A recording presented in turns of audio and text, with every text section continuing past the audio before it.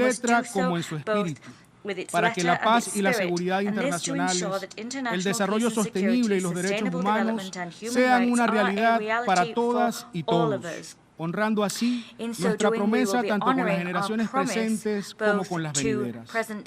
La paz, no obstante, solo podrá alcanzarse cuando nos veamos unos a otros como iguales, cuando no solo reconozcamos, sino que abracemos la diversidad, cuando nos respetemos unos a otros y hagamos todo lo posible por dar cabida a puntos de vista, posiciones y preocupaciones divergentes, cuando nos comprometamos de buena fe para abordar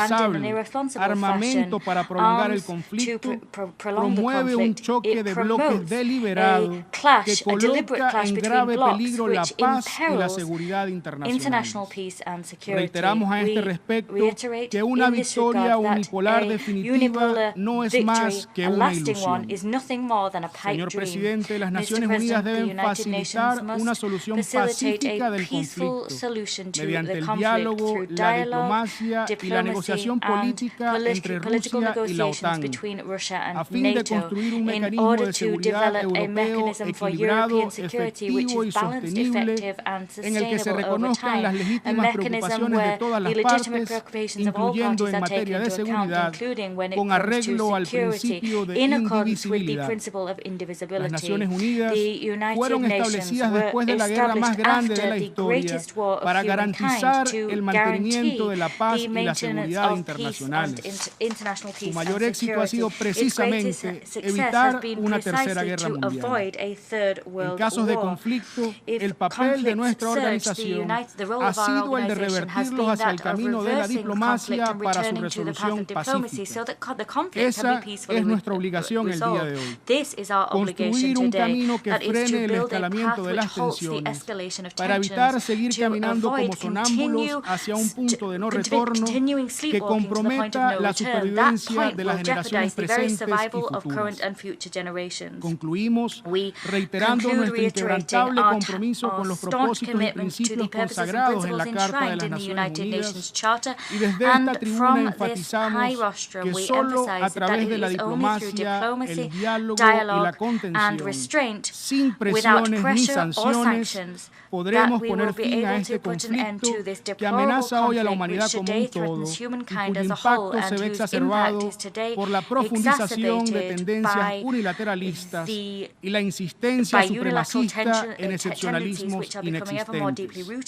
No permitamos que se continúe instrumentalizando esta Asamblea General para avanzar iniciativas carentes de consenso como la planteada en el proyecto de resolución hoy ante nosotros, y que solo terminan por alejarnos del camino que debe unirnos hoy a todos por igual, el camino de la paz. Muchas gracias, señor presidente. I thank the distinguished representative of Venezuela. Now I give the floor to the distinguished representative of Singapore.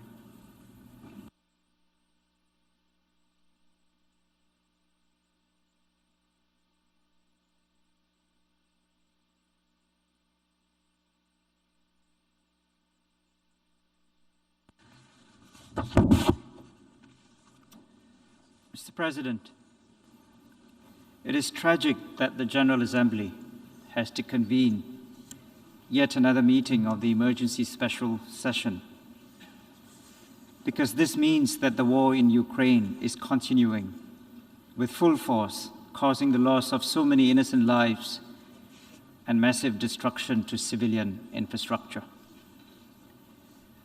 Russia made the fateful decision to invade Ukraine in blatant disregard of the UN Charter a year ago. Since then, we have witnessed a war of attrition with spillover effects that have touched all parts of the world. And it appears that the situation may worsen further. Since the beginning of this war, Singapore has taken a clear and consistent position that Russia's unjustifiable invasion of Ukraine is a clear and gross violation of the principles of the UN Charter and of international law. The UN Security Council, of which Russia is a permanent member, has regrettably not been able to discharge its primary responsibility for the maintenance of international peace and security because of the self-serving, cynical veto by Russia. The General Assembly has so far adopted 5 resolutions on the war in Ukraine. Each of these resolutions is a clear message from the international community that the violation of the sovereignty and territorial integrity of Ukraine cannot be condoned. We regret that Russia has ignored the clear and repeated calls of the General Assembly to immediately, completely, and unconditionally withdraw all of its military forces from the territory of Ukraine and to respect Ukraine's internationally recognized borders. Russia has also ignored the orders of the International Court of Justice to immediately suspend the special military operation. in inverted commas, the special military operation, which commenced on the 24th of February 2022 in the territory of Ukraine. We underline also the importance of General Assembly Resolution ES 11/4, which condemned the Russian Federation's organization of illegal so-called referenda in Ukraine's internationally recognized borders in October 2022. Mr. President, we thank the Secretary-General for his remarks earlier today, and we fully agree with the Secretary-General when he said, and I quote, "Russia's attack on Ukraine challenges the cornerstone principles and values of our multilateral system," end of quote. In addition to these remarks from the Secretary-General, please allow me to make some additional points on the important issue that we are discussing this afternoon. Firstly, Singapore's clear and consistent position on Russia's invasion of Ukraine remains unchanged. We are upholding a fundamental principle.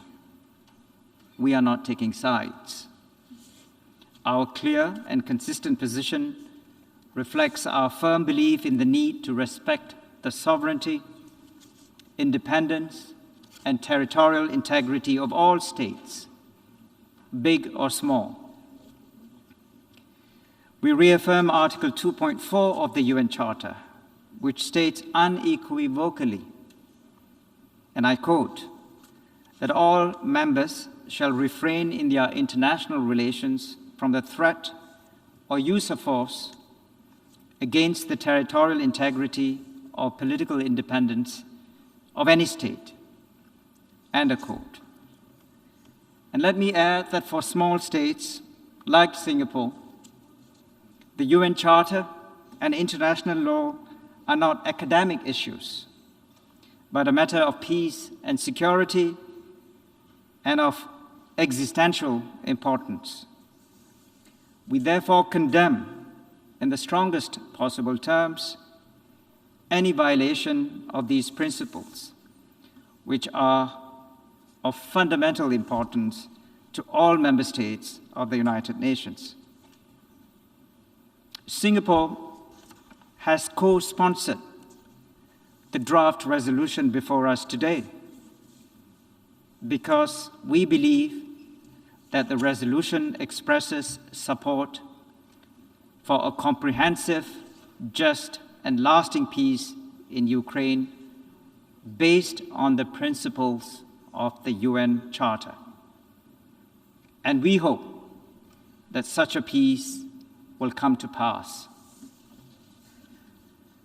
Secondly, Singapore is saddened by the continued deterioration of the humanitarian situation in Ukraine, with continuing indiscriminate attacks on civilians and civilian infrastructure, rising casualties, and a lack of humanitarian access to those most in need. We share the grave concern expressed in this draft resolution on the high number of civilian casualties, including women and children. We support the call made in the resolution for an immediate cessation of attacks on the critical infrastructure of Ukraine and any deliberate attacks on civilian objects, including those that are residences, schools, and hospitals. We commend the work of various UN agencies and the International Committee of the Red Cross, providing humanitarian aid to alleviate the suffering of the Ukrainian people and others affected by the war and its spillover effects. We also thank the IAEA for its work to ensure nuclear safety and security in Ukraine, in spite of the challenging situation on the ground. Thirdly, Singapore shares the concerns expressed in the resolution about the effects of the war on global food and energy supply chains and prices. The spillover effects have dampened economic recovery and growth and has set back the progress made in the global fight against poverty. In this regard, we commend the Secretary-General's tireless efforts to ensure a continued supply of essential exports through the Black Sea Grain Initiative. We call upon the Secretary-General to continue his good office's role by facilitating contact and dialogue with all relevant parties in order to support a comprehensive, just, and lasting peace in Ukraine. Mr. President, the resolution before us today is a balanced one that reiterates the principles of the UN Charter and international law. The resolution emphasizes the need to redouble support for diplomatic efforts to reach a comprehensive, just, and lasting peace in Ukraine, in accordance with the principles of the UN Charter. We welcome the call made in the resolution for a cessation of hostilities and for the immediate, complete, and unconditional withdrawal by the Russian Federation of all of its military forces from the territory of Ukraine. Singapore urges all member states to vote yes for this draft resolution in order to demonstrate support for international law, for the UN Charter, and for the rules-based multilateral system. The adoption of this draft resolution before us today will send a clear signal to the world that the sovereignty and territorial integrity of all states must be respected, that internationally recognized borders cannot be violated by the rule of force, and that a comprehensive, just, and lasting peace in Ukraine must be based on the principles of the UN Charter. I thank you for your attention. I thank the distinguished representative of Singapore.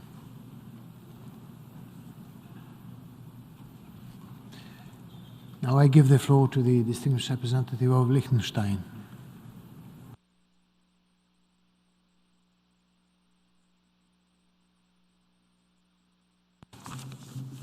Thank you, Mr. President. Mr. President, a year ago, Russia decided to escalate its aggression against Ukraine in a manner that is both terrifying and carries very wide implications beyond the region. This past year has seen horrific crimes that are difficult to process in their scale and systematic nature. In the course of the aggression, Russian forces have systematically violated all fundamental principles of international humanitarian law: military necessity, distinction, and proportionality. Civilians, including children, have been forcibly abducted into Russia. Unable to score the expected military gains, Russia has resorted to a tactic of terrorizing the resilient civilian population into submission, including through a pattern of attacks on critical civilian infrastructure. Furthermore, its leadership has sent hundreds of thousands of its own young men, many conscripted, to a senseless and unnecessary death. Mr. President, the impacts of the aggression are being felt far and wide. Food security for tens of millions, while somewhat ameliorated by the progress of the Black Sea Grain Initiative, will further be set back as Ukraine's natural environment is polluted with the detritus of war. The doomsday clock is now set at 90 seconds to midnight, the closest it has ever been after threats by the Russian leadership of a nuclear apocalypse. Collectively, this aggression has seriously undermined global progress towards the 2030 agenda and made a major contribution to a world in which displacement and hunger sit at record levels. Let us be clear about why we have this war. Ukraine did not want it. NATO did not want it. No peace-loving state wanted it. The political and military leadership of the Russian Federation alone wanted it and chose to invade a sovereign neighboring state. They did so in blatant violation of the founding principles of the UN Charter and the fundamental tenets of international law, with complete disregard for human life and for the devastating resulting fallout for people around the globe. The UN is a peace organization created from the ashes of war in order to save future generations from experiencing its horrors. Its charter has thus outlawed the use of force, with two exceptions: authorization by the Security Council and self-defense. This aggression is therefore manifestly illegal. Ukraine's efforts to defend itself, on the other hand, are not only legal under Article 51 of the Charter, they are fully in line with its object and purpose. Mr. President, we have co-sponsored the draft resolution that this Assembly will take action on tomorrow. A just peace must be grounded in the principles of the UN Charter, in particular that of territorial integrity. As this Assembly demanded in March 2022, Russia must immediately and completely withdraw all of its troops from all of Ukraine. Only then will it be possible to engage in genuine diplomacy, and will there be space for credible and full inclusive peace talks. We call on all states to support this draft, which epitomizes the values of this organization. Mr. President, the resolution also highlights the role of accountability as a key element in a just and lasting peace. This includes in particular accountability for the crime of aggression, from which all the other international crimes committed in the course of this war flow. This Assembly has recognized individual criminal responsibility for the crime against peace, the precursor of the crime of aggression, as customary international law as early as in 1946. In 1974, it defined by consensus what acts of aggression are, and it has twice determined with an overwhelming majority in the past year that the Russian Federation has committed aggression against Ukraine. Ensuring individual criminal accountability for persons in political and military leadership positions in line with international law is therefore an obvious task for this Assembly, both in line with the UN Charter and with its own landmark decisions from the past.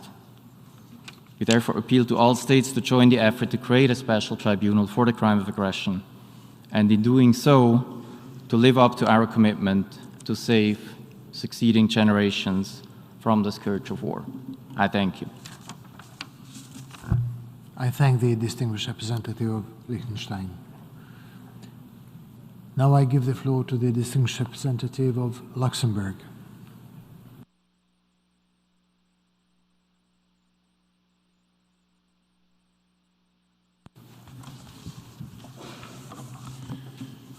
Monsieur le Président, le Luxembourg Mr. souscrit President, pleinement Luxembourg à la déclaration fully de aligns l'Union itself européenne. with the statement of the Permettez-moi de la European compléter Union. par des Allow me considérations à to titre add national. some thoughts in my national Nous capacity. vous remercions, Monsieur le Président, d'avoir donné suite We thank à you, notre Mr. demande President, for having followed de up on rouvrir our la request 11e to session reopen the extraordinaire 11th d'urgence de l'Assemblée emergency générale. special session of the General Alors que Assembly. la guerre continue de faire rage, As long as the il est war urgent que continues to l'Assemblée rage, it is urgent puisse se that the Assembly prononcer be able sur le projet de to take résolution action on the consacré aux draft principes resolution de la Charte devoted des to the Nations principles Unies of the Charter of qui the United sous-tendent une Nations, paix globale, underlying a juste comprehensive, et durable just en and Ukraine. lasting peace in Ukraine.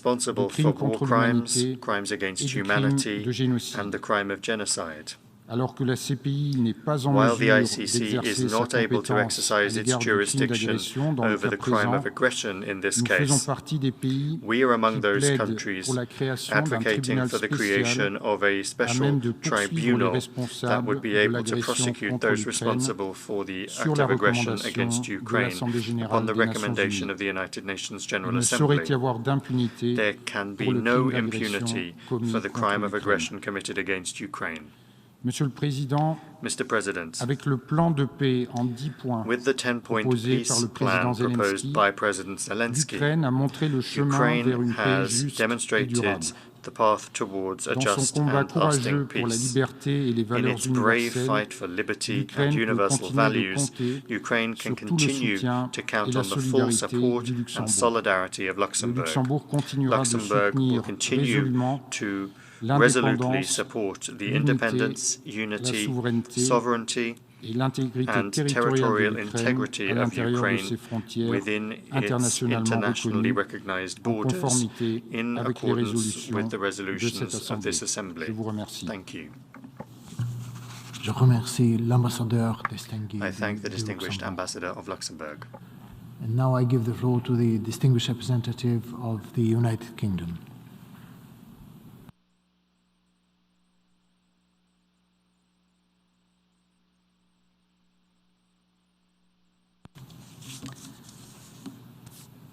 Thank you, Mr. President. 1 year ago, we met in this hall as 130,000 Russian troops amassed on Ukraine's borders and in illegally annexed Crimea. Many of us called for de-escalation, for dialogue, and for respect for the UN Charter. Russia claimed it had no intention to invade. The next day, Russia launched its full-scale invasion, with Belarus providing one of the staging grounds. We're all aware of the devastating impacts. Millions of civilians displaced, countless lives, Ukrainian and Russian, lost.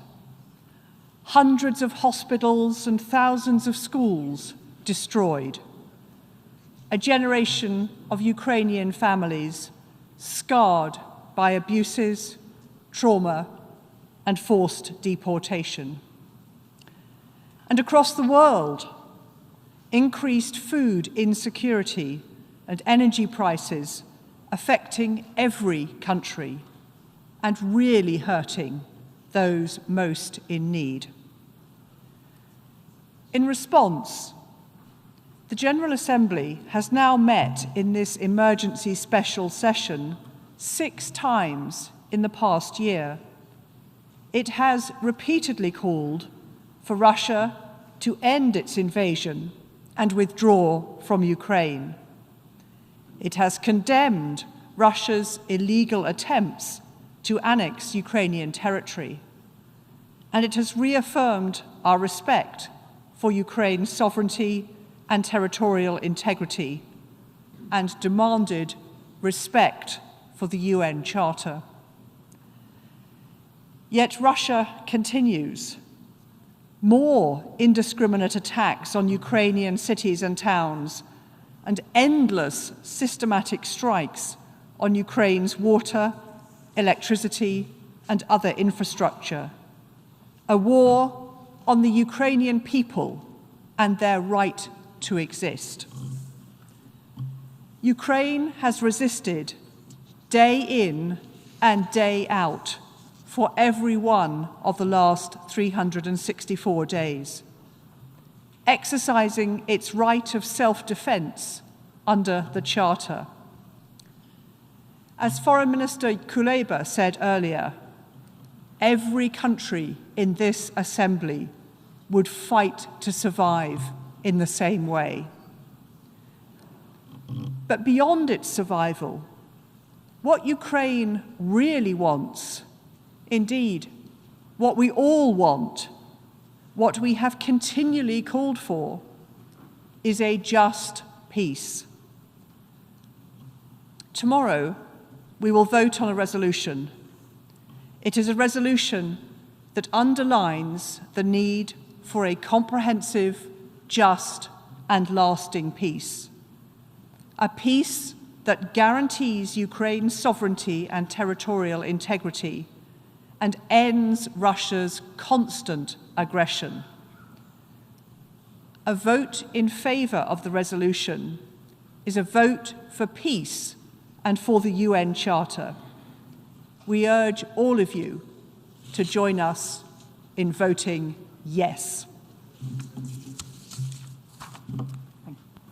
I thank the distinguished representative of the United Kingdom. Now I give the floor to Ms. Victoria Hallum, Deputy Secretary, Minister of Foreign Affairs and Trade of New Zealand.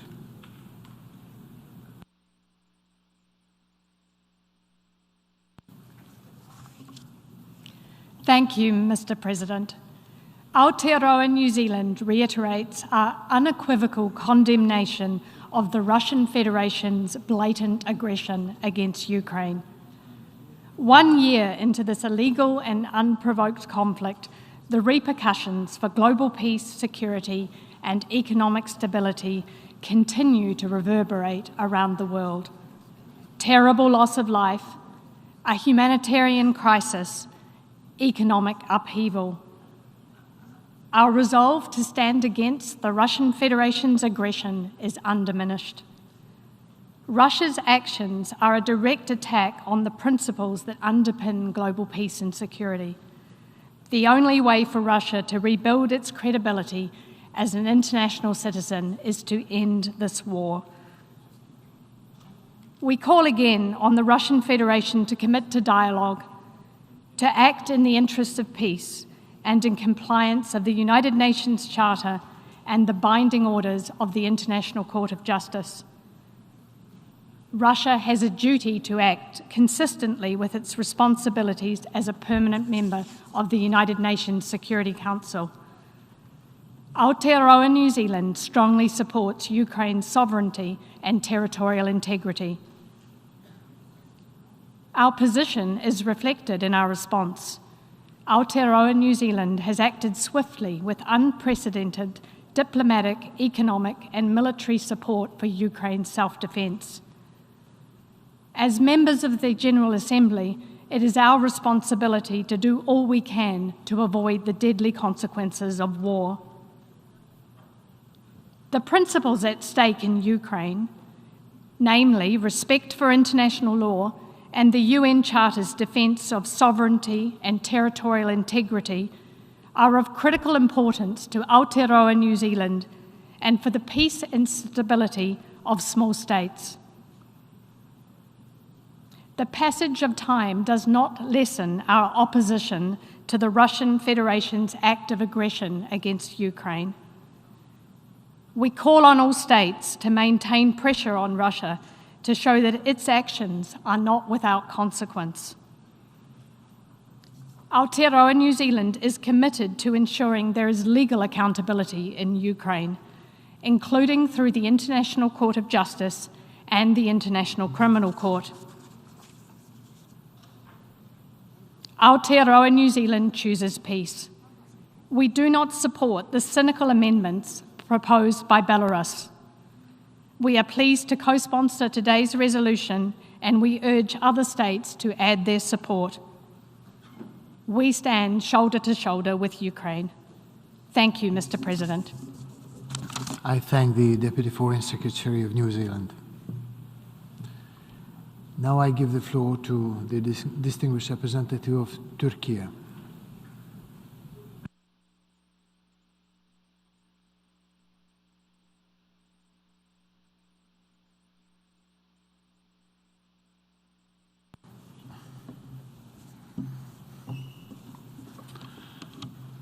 Mr. President, let me start by thanking Your Excellency for reconvening the 11th Emergency Special Session of the General Assembly.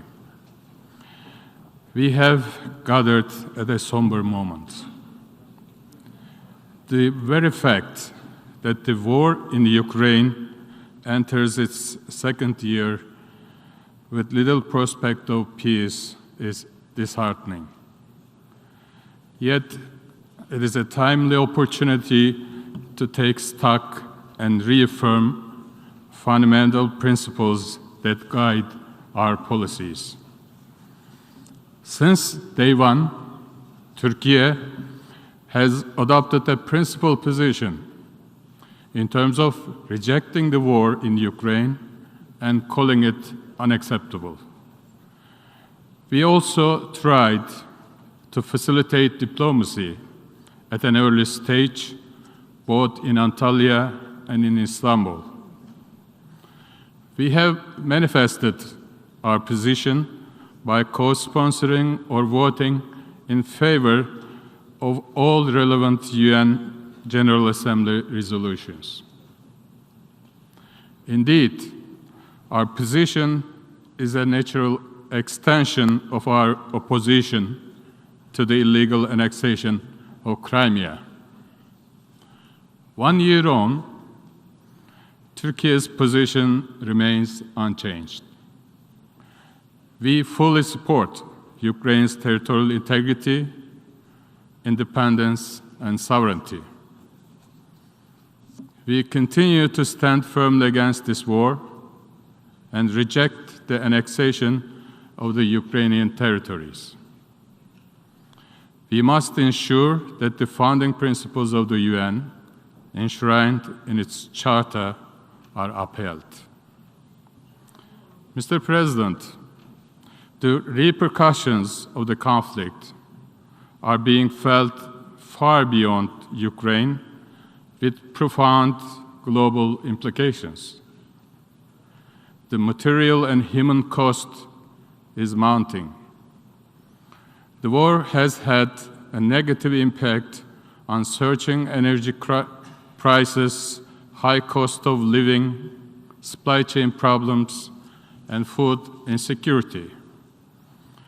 This happens at a time when the global governance is already struggling with the challenges posed by an interconnected, interdependent, and digitalized world.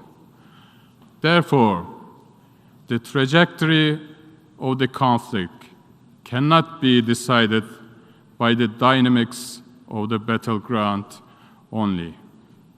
A clear vision for ending this war through diplomacy has to be articulated sooner rather than later. We must focus our efforts on crafting the contours of a realistic, sustainable, and above all, viable peace. The Black Sea Grain Initiative has proved that diplomacy can indeed deliver results. As we enter the second year of this conflict, Turkey will remain engaged in all efforts towards this end. I thank you. I thank the distinguished representative of Turkey. Now I give the floor to the distinguished representative of Chile.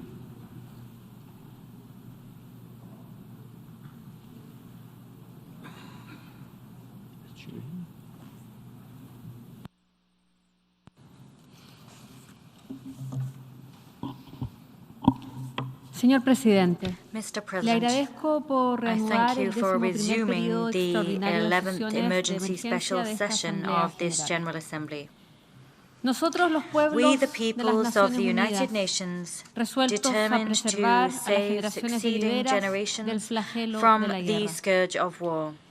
Como todos sabemos, así As we're all comienza la aware, Carta de thus las reads Naciones the Unidas con beginning la of the United profunda Nations esperanza Charter, written de with the erradicar el deeply uso de la harbored fuerza hope de of las eradicating relaciones the entre use of Estados. force from relations 77 between años han states. transcurrido 77 y years hoy have en gone esta by misma asamblea since then, and nos today reunimos in para this same assembly conmemorar we un meet año to ya mark de la 1 year agresión since the beginning of rusa the contra Russian Ucrania. aggression against Ukraine. Esta violación a This las normas de la violation of Carta the de norms nuestra enshrined in the organización charter of en our pleno organization siglo in the XXI midst of the 21st century debe movernos a reafirmar must nuestra profunda prompt convicción us to y rally and compromiso reaffirm en our sus deep principios y conviction objetivos y and las commitment obligaciones to que the tenemos en principles virtud and del of derecho the Charter internacional, and its goals, as incluyendo el well as humanitario to the commitments y that we de have in los derechos accordance with humanos, international law, a respetar including la IHL soberanía, and la human rights independencia law. y la integridad And it territorial should de los compel Estados, us to y a considerar uphold siempre commitments such que as la respecting única the solución de sovereignty, las independence, and controversias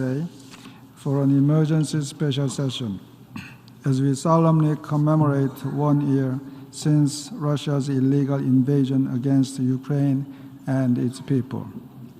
For the past year, the war in Ukraine has created untold human suffering and countless tragedies.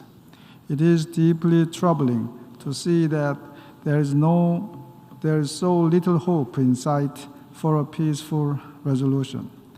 How many more days must we bear witness to civilian casualties and the destruction of the beloved homes of ordinary people?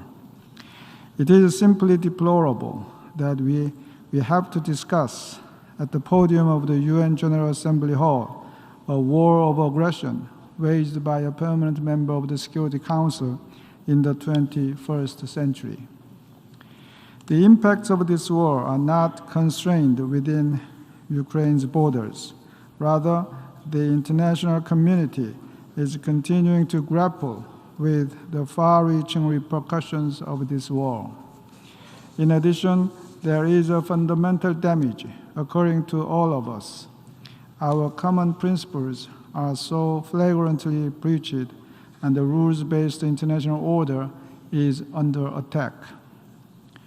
Russia's armed invasion of Ukraine and its annexation of Ukrainian territories through the use of force are serious blows to the core principles of the international system that we have been upholding over the last 7 decades.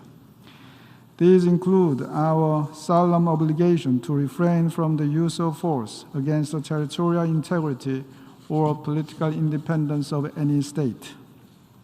In this regard, the Security Council has failed to act according to its primary responsibility for the maintenance of international peace and security as a result of the veto cast by Russia.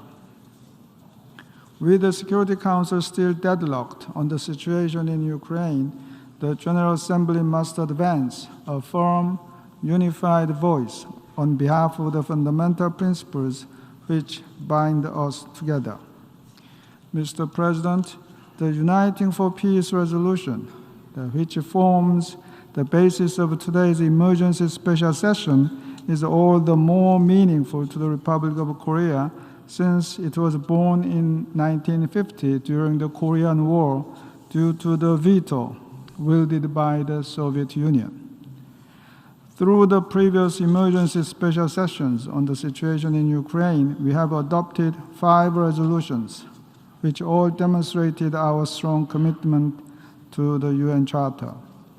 The Republic of Korea, as a nation which was founded, defended, and then rebuilt alongside the crucial assistance of the UN, and as a nation which is adamantly committed to universal values such as freedom, human rights, and the rule of law, proudly co-sponsored all of these resolutions.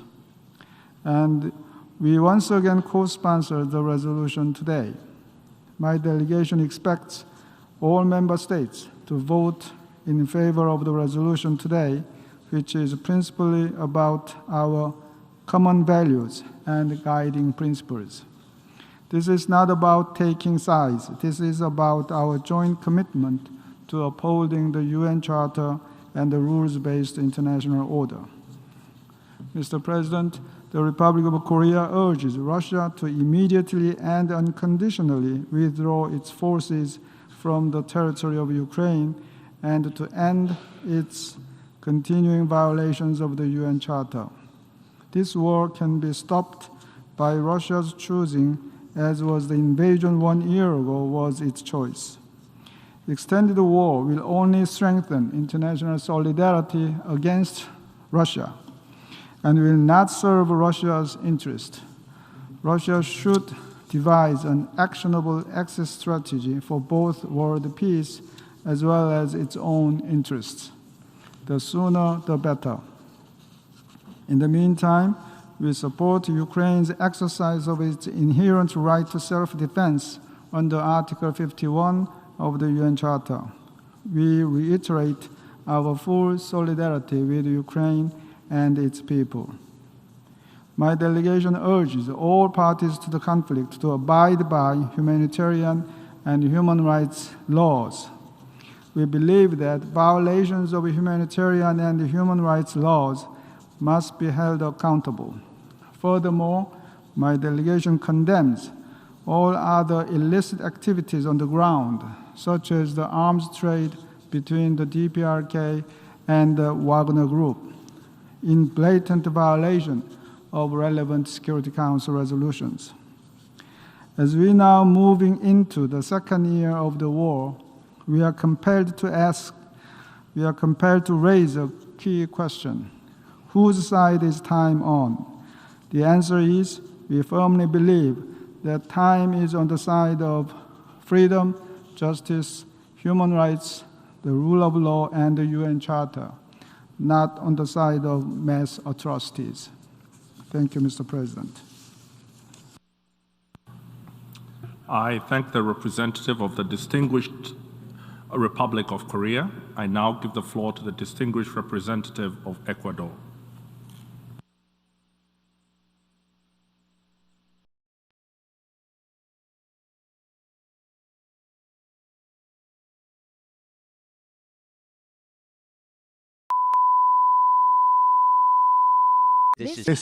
Primer periodo extraordinario de sesiones de emergencia de esta Asamblea General, con miras a considerar el proyecto de resolución sobre los principios de la Carta de las Naciones Unidas subyacentes a una paz general, justa y duradera en Ucrania.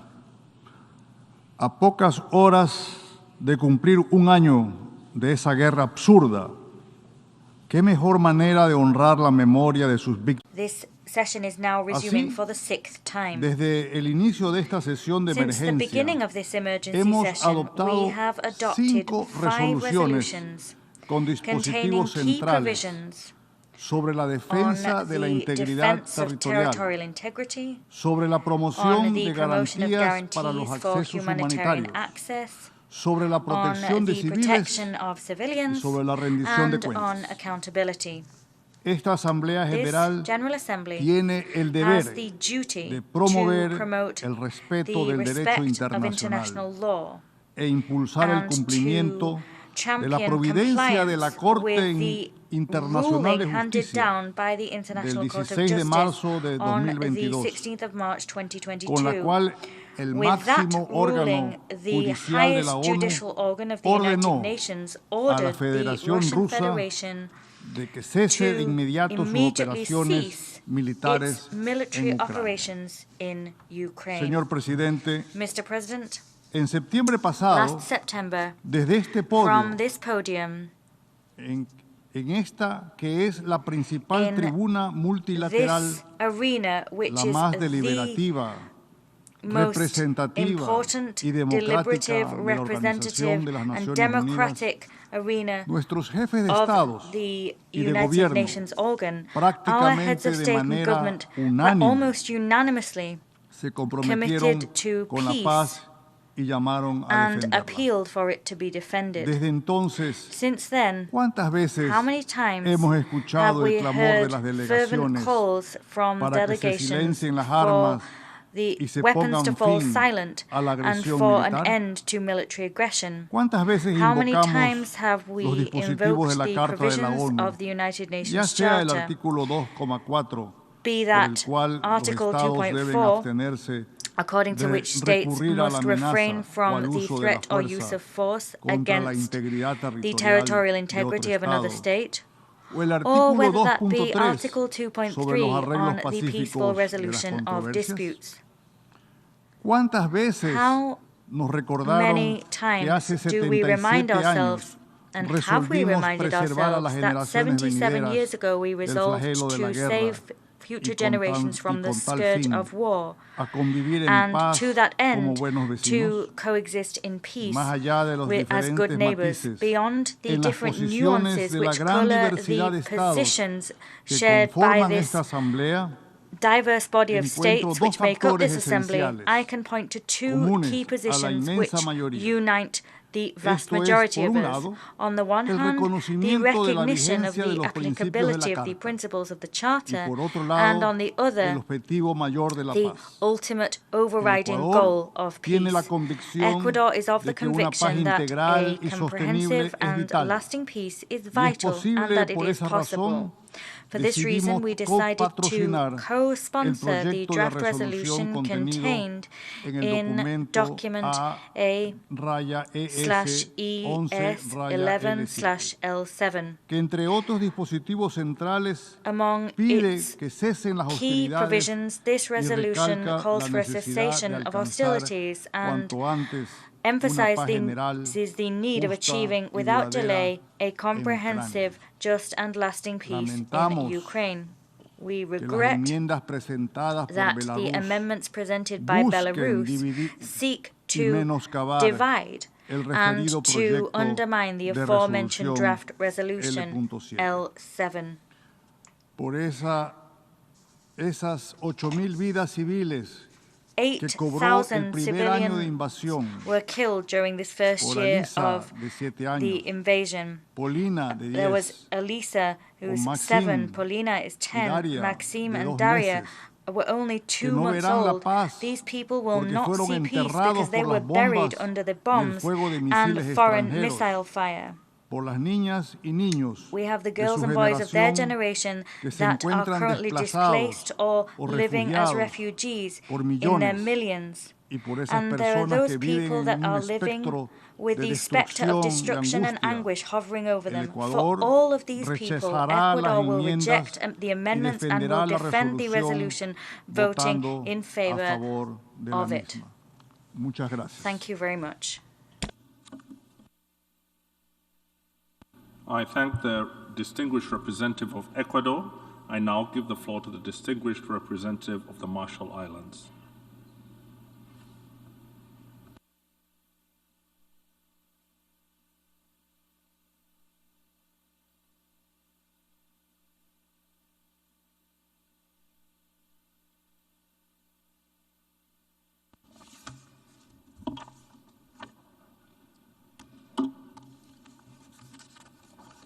Mr. President, Excellencies, the Republic of the Marshall Islands strongly reaffirms the Balakir Communique of the 21st Micronesian Presidents' Summit of 13 February 2023, in which the 5 leaders of the Micronesian island nations, and I quote, condemned the illegal, brutal, and unjustified invasion of Ukraine by the Russian Federation, which is nearly approaching its 1-year anniversary. Presidents agreed that the rule of law, the international rule-based order, and respect for sovereignty and human rights must prevail. Presidents call on the international community to help toward reinstalling peace and stability in that region, end quote. Mr. President, the words of small island leaders in the vast expanses of the North Pacific Ocean I have whirled away are also those of democratic nations committed to accountability and fundamental human rights. We are as concerned over the Russian invasion as we are also over the sharp tone of geopolitical confrontation in our own region. And as small nation of vulnerable populations, we rely closely upon effective multilateral outcomes in its aggression against Ukraine. Russia and its actors have committed documented atrocities against Ukraine with such deliberate planning and at such scale, it is difficult not to define them as crimes against humanity. Mr. President, the United Nations was founded out of a clear commitment to never repeat atrocities and instability. The present Russian aggression against Ukraine has put us all to the test. A dysfunctional Security Council held by the very same self-interest and with veto power under question will not silence the General Assembly. The UN Charter is not neutral. It demands adherence to the universal and fundamental human rights, and it did so to protect the most vulnerable countries and peoples who are otherwise threatened by larger powers. It is incumbent upon us, member states, to turn these noble words into reality.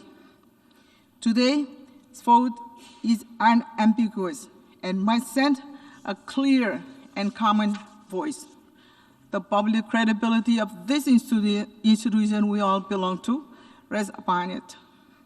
In the past year, we have seen evidence of appalling atrocities, including indiscriminate targeting, devastation, conflict-related sexual violence, and large-scale removal of civilians from Ukraine to Russia, including abduction of children. And accordingly, accountability mechanisms are now at work. While these deliberate processes must take time, no one can ignore the overwhelming clarity and weight of documentation. Mr. President, the international community is at a unique moment. The post-Cold War era is long over, and the boundaries of the new moment are uncertain. Increasingly, we are defined by coalitions and stronger group effort. What issues once may have divided us often do no longer. Those committed to speaking out against war crimes and human rights violations are simply now stronger as a result of this experience. And we are stronger together, and we will not be divided. And while some may choose to still vote only on the basis of politics, others do so to express moral character. That said, Mr. President, we are prepared to support until a just and lasting peace is reached. Today, the Republic of the Marshall Islands will vote yes on Resolution L7 on a just and lasting peace in Ukraine and urges others to vote likewise. I thank you, Mr. President. I thank the distinguished representative of the Marshall Islands. I now give the floor to the distinguished representative of Israel.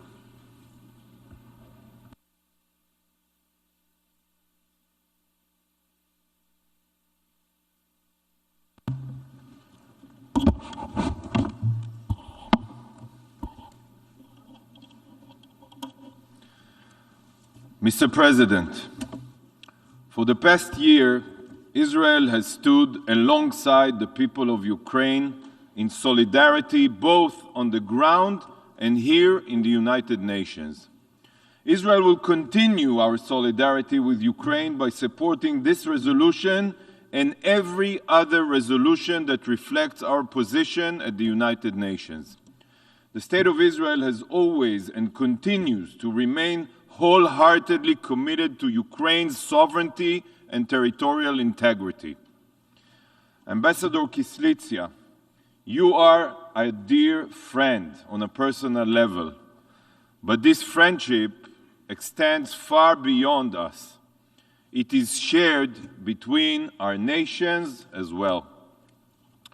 Distinguished representatives, one of the most fundamental values in Jewish tradition is the sanctity of life. According to our sages, whoever saves even one life is as if they saved an entire world. This is a principle that Israel, the Jewish state, holds dear. This is seen through Israel's support and aid around the world, whenever disaster strikes and whenever there are those in need. But when Ukraine needed support, Israel immediately took action. Within 1 week of the fighting, over 100 tons of humanitarian equipment, aid was delivered to our Ukrainian friends.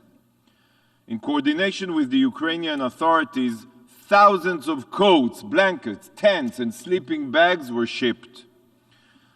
From then until today, medication, food, water purification systems, industrial-sized generators, and so much more has been delivered. Just weeks ago, Israel delivered armored ambulances to Ukraine. Israel was proud to establish a field hospital inside Ukraine's borders. It was at this hospital that 7,000 patients were treated in the direst of times. Staffed by roughly 200 doctors, nurses, and health professionals, the field hospital included wards for men, women, and children, an emergency room, labor and delivery facilities, imaging and telehealth capabilities, mental health services, and far beyond. Yet, the field hospital wasn't the only Israeli hospital that Ukrainians received treatment in. Hundreds of Ukrainian patients have been treated in hospitals and rehabilitation centers across Israel. From giving critical care to children suffering from cancer, to wounded soldiers receiving state-of-the-art prosthetics, Israeli doctors and medical professionals have been wholly committed to helping Ukrainians in need. Mashav, Israel's Agency for International Cooperation, has provided crucial training to thousands of Ukrainian professionals in the fields of emergency management, welfare, and post-trauma therapy. But now, dear friends, 1 year on, is not the time to allow our support to ebb. And this is precisely the commitment that Israel made last week with the visit of our Minister of Foreign Affairs to Ukraine. Israel remains steadfast in continuing our support and even expanding it by advancing projects in healthcare and civilian infrastructure across Ukraine, as well as aiding in the development of a smart early warning system to save Ukrainian lives from imminent rocket and missile attacks.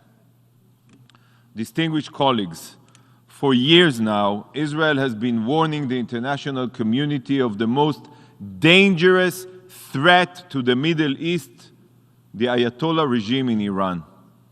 But now, dear colleagues, now the international community has begun to wake up.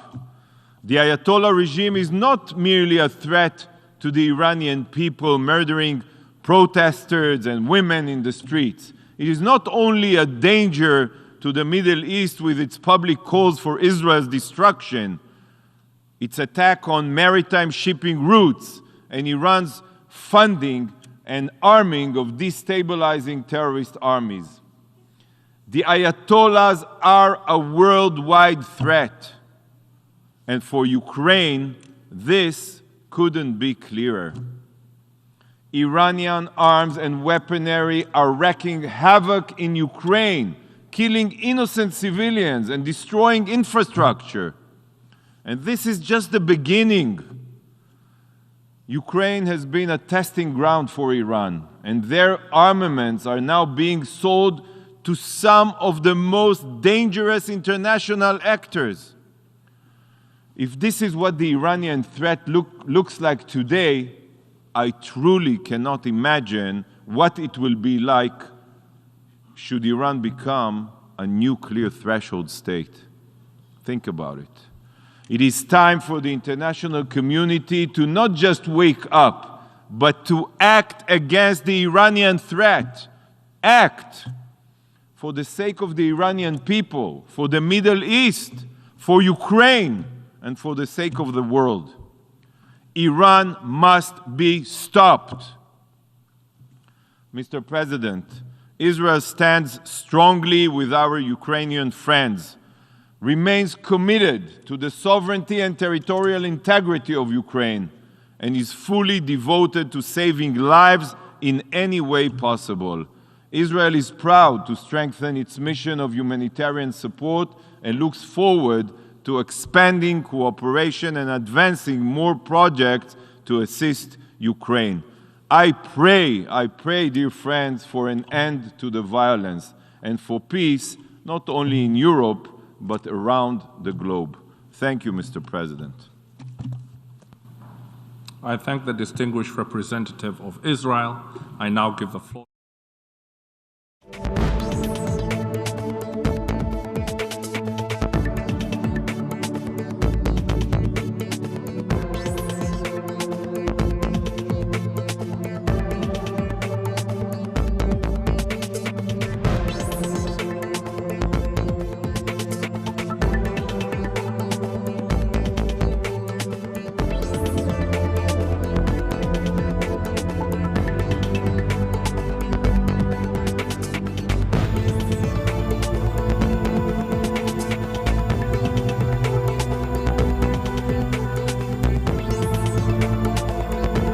I now give the floor to the distinguished representative of Mexico.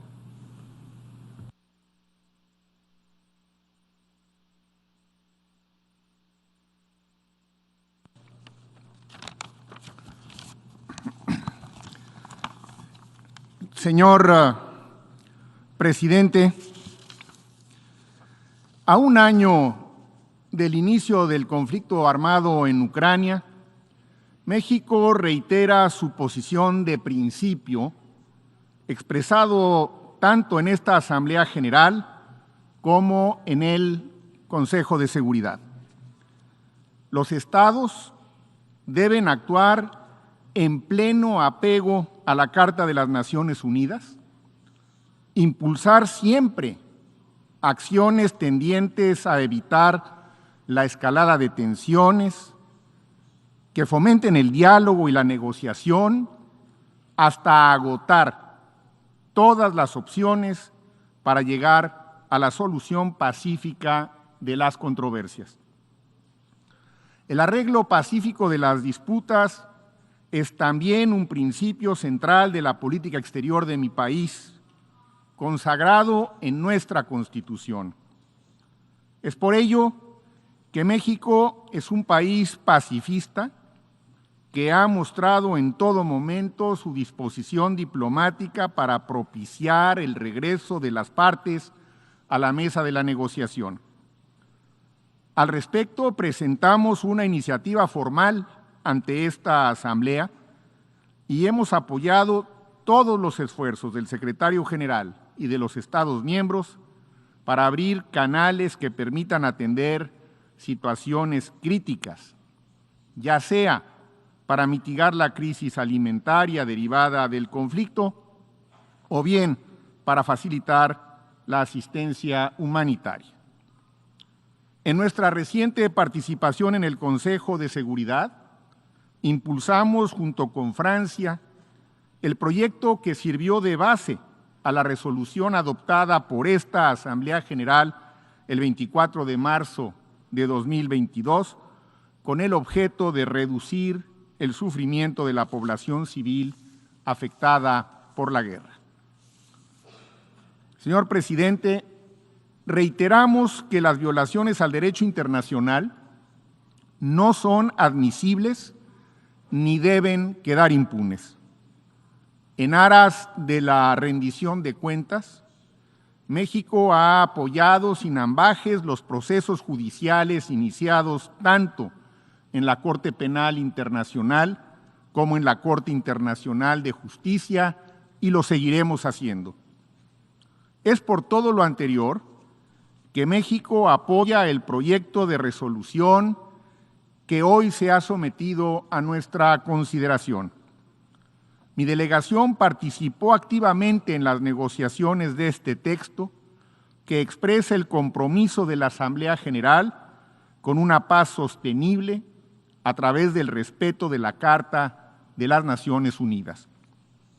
El texto también reconoce y apoya los esfuerzos tanto del Secretario General como de los Estados miembros para lograr una paz justa y duradera en Ucrania. E igualmente reitera la vigencia de las normas del derecho internacional humanitario y del derecho internacional de los derechos humanos, al tiempo que renueva nuestro compromiso colectivo en favor de la rendición de cuentas. En cuanto a las enmiendas registradas de última hora, más allá de su contenido, lamentamos que no se hayan presentado con el tiempo suficiente para su cabal consideración. Para finalizar, México hace un llamado a las partes para renovar esfuerzos que permitan lograr el cese de las hostilidades y poner fin a las violaciones del artículo 2 de la Carta y a aquellas acciones que contravengan la resolución 3314 de esta Asamblea General. México reconoce la soberanía, la independencia política y la integridad territorial de Ucrania dentro de sus fronteras internacionalmente reconocidas y respalda todo lo conducente a una solución diplomática que detenga el sufrimiento de la población civil. Muchas gracias. I thank the distinguished representative of Mexico. I now give the floor to the distinguished representative of Australia.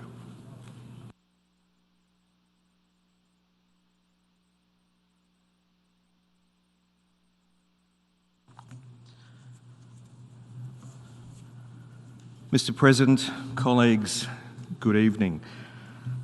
Australia is proud to stand alongside our partners to co-sponsor this resolution, underscoring the need for a comprehensive, just and lasting peace in Ukraine. And let me be clear at the outset. 1 year on, Australia continues to condemn Russia's illegal and immoral full-scale invasion of Ukraine. This aggression cannot be normalised. This aggression cannot be minimised. We strongly support the sovereignty and territorial integrity of Ukraine within its internationally recognised borders. Mr. President, we urge all Member States to support this resolution. Doing so demonstrates our unreserved commitment to upholding international law, in particular, the Charter of the United Nations. It confirms that we will not accept a situation where larger countries determine the fate of smaller countries. It shows President Putin that Russia's prolonged war impacts all nations and all peoples. It is not only causing immense human suffering, but also exacerbating existing stresses in the global economy, constraining growth, increasing inflation, disrupting supply chains and heightening energy and food insecurity. President Putin's destabilising behaviour and nuclear threats are acts of hostility, threatening the peace and security of all. Mr. Putin's joint statement with the leaders of the other 4 nuclear weapon states in January last year emphasised that, and I quote, "Nuclear war cannot be won and must never be fought." End quote. This commitment should not be forgotten. Mr. President, Australia calls on Russia to end its war and to unconditionally withdraw from Ukraine's territory, consistent with the legally binding decision of the International Court of Justice. The ongoing injuries suffered by Ukraine as a result of Russia's violations of international law also require full reparation by Russia. Australia has imposed sanctions on Belarusian and Iranian targets involved in Russia's war efforts. We reiterate that those who provide material support to Russia will face consequences. The Australian Government, for its part, has committed approximately $655 million in assistance to empower Ukraine to resolve this conflict on its own terms and meet the immediate needs of the Ukrainian people. Australia continues to work with our partners to hold Russia accountable. We have imposed over 900 targeted financial sanctions on those responsible and comprehensive import and export bans.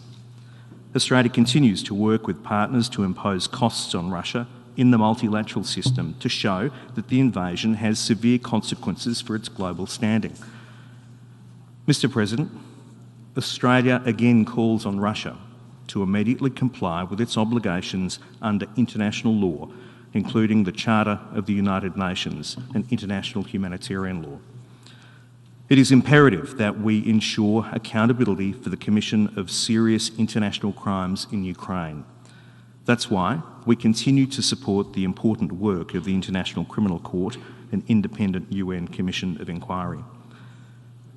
On 24 February, Mr. President, Australia will make further announcements to mark 1 year since Russia's full-scale invasion.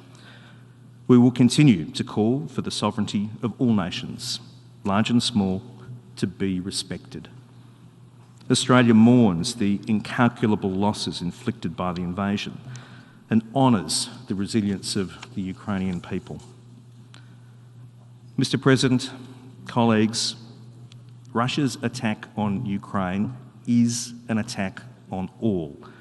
and reminds us how much we all have to lose if we fail to protect the UN system. Thank you. I thank the distinguished representative of Australia. Now I give the floor to the distinguished representative of the Federal States of Micronesia.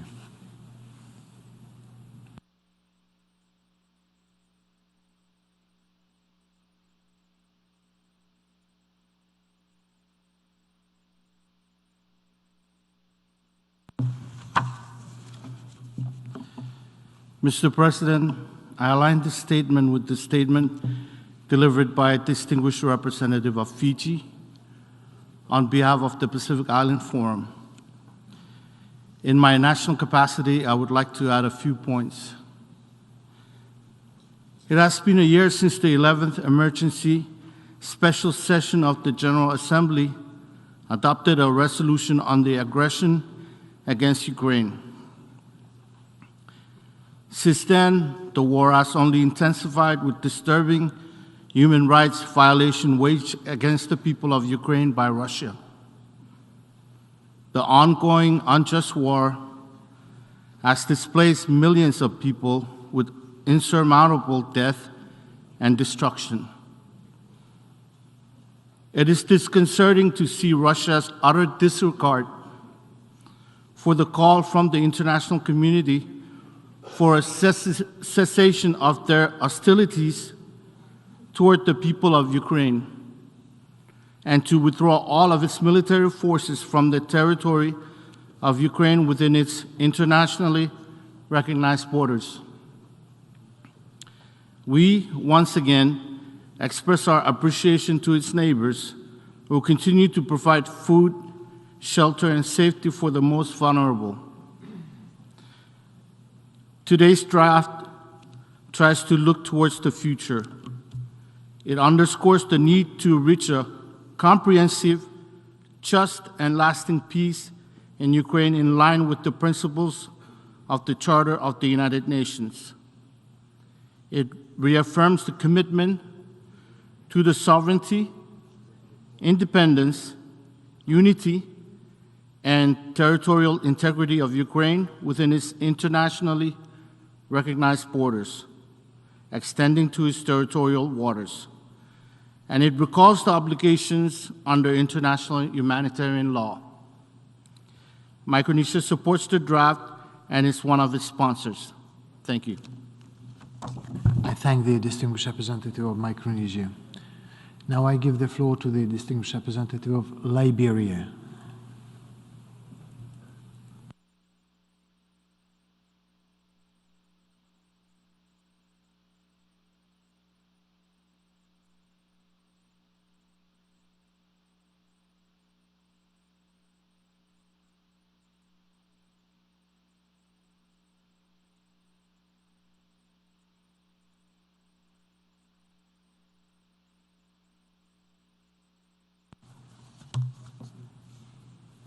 Mr. President, Excellencies,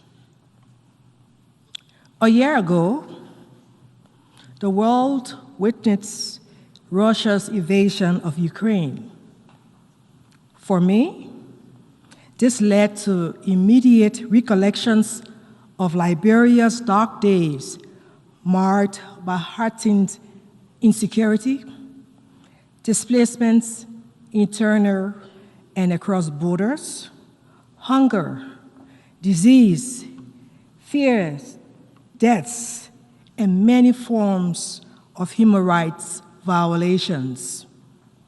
These are just few of the trauma of war, with effects often lasting a lifetime.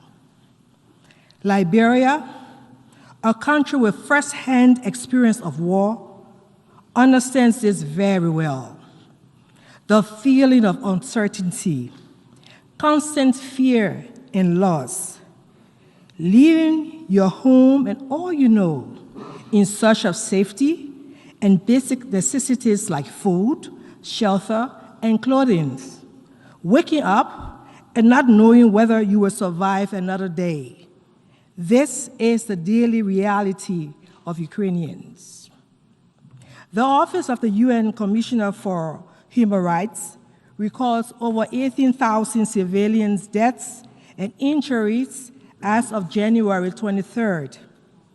This includes hundreds of innocent children who's lost the opportunity to grow up to reach their full potential. The unprovoked and illegal full-scale invasion of Ukraine by Russia not only threatens regional security, impede development, and contribute to widespread human suffering, it also threatens the very fabric of this intergovernmental organization. The fundamental principles of international law and entire international system are at stake here.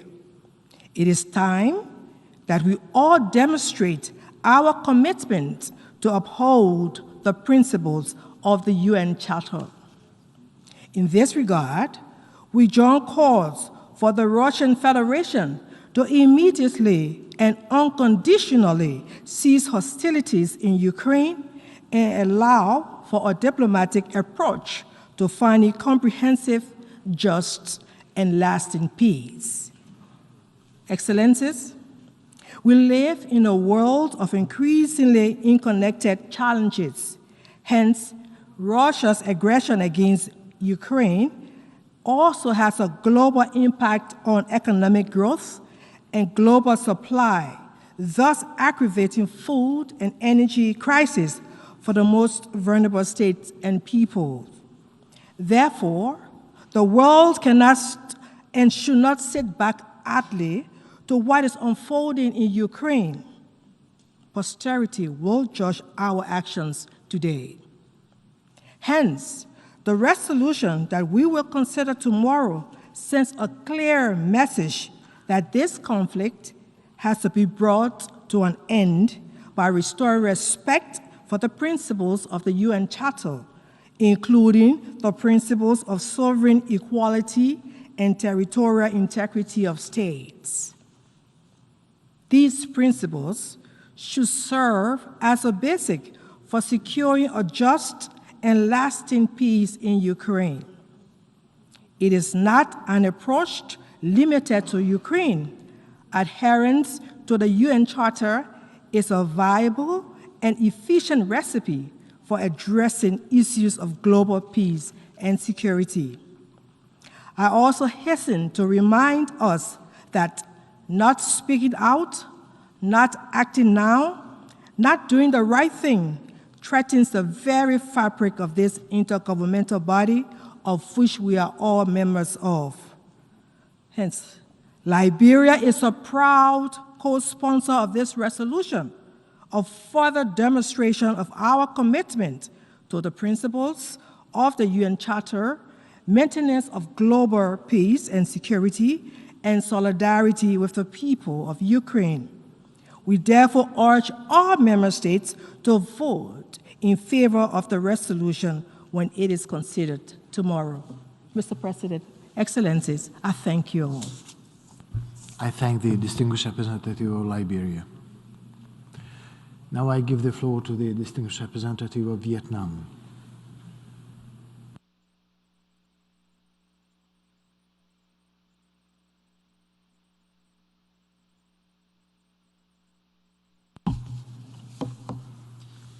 Mr. President, it has been a year since the outbreak of the conflict in Ukraine, but Vietnam is saddened to see little hope in bringing it to a close sooner than later.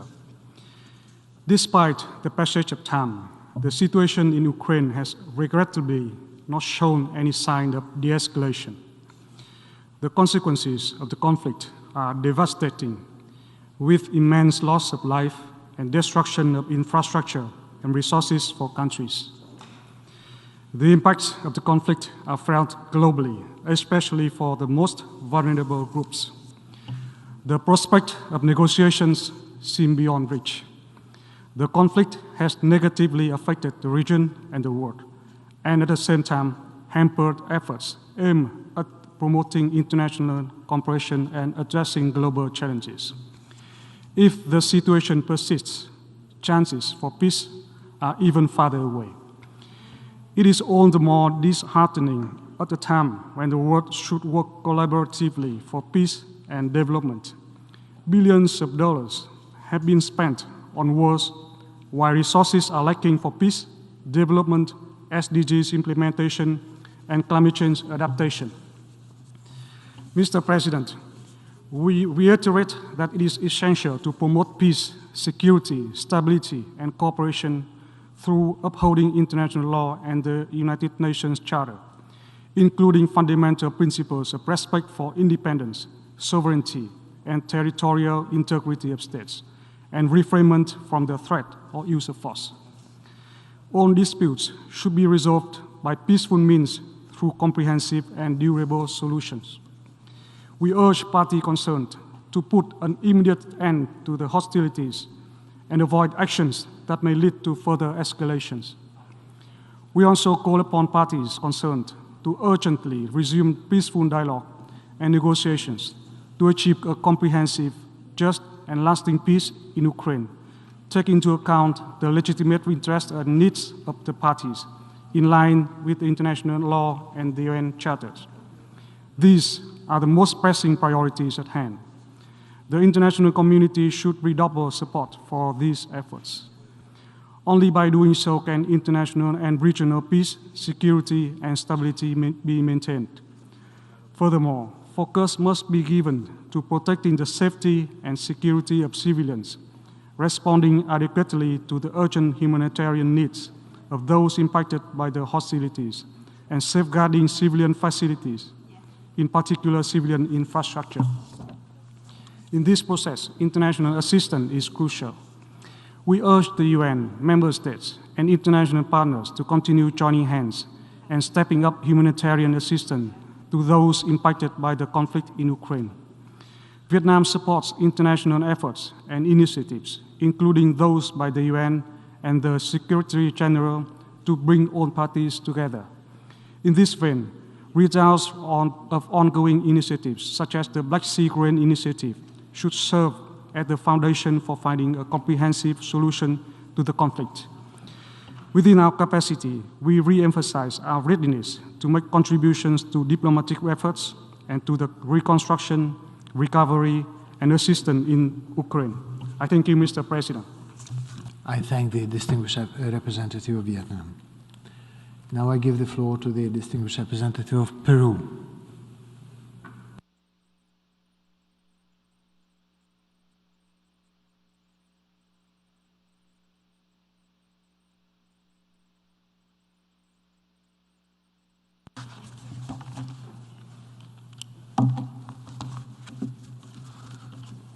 Señor Presidente, la histórica Declaración sobre los Principios del Derecho Internacional relativos a las relaciones amistosas y la cooperación entre los Estados del 24 de octubre de 1970 subraya que el territorio de un Estado no será objeto de adquisición por otro Estado resultante de la amenaza o el uso de la fuerza, que no se reconocerá como legal ninguna adquisición territorial resultante de la amenaza o el uso de la fuerza, y que todo intento de quebrantar parcial o totalmente la unidad nacional y la integridad territorial de un Estado o país o su independencia política es incompatible con los propósitos y principios de la Carta de las Naciones Unidas.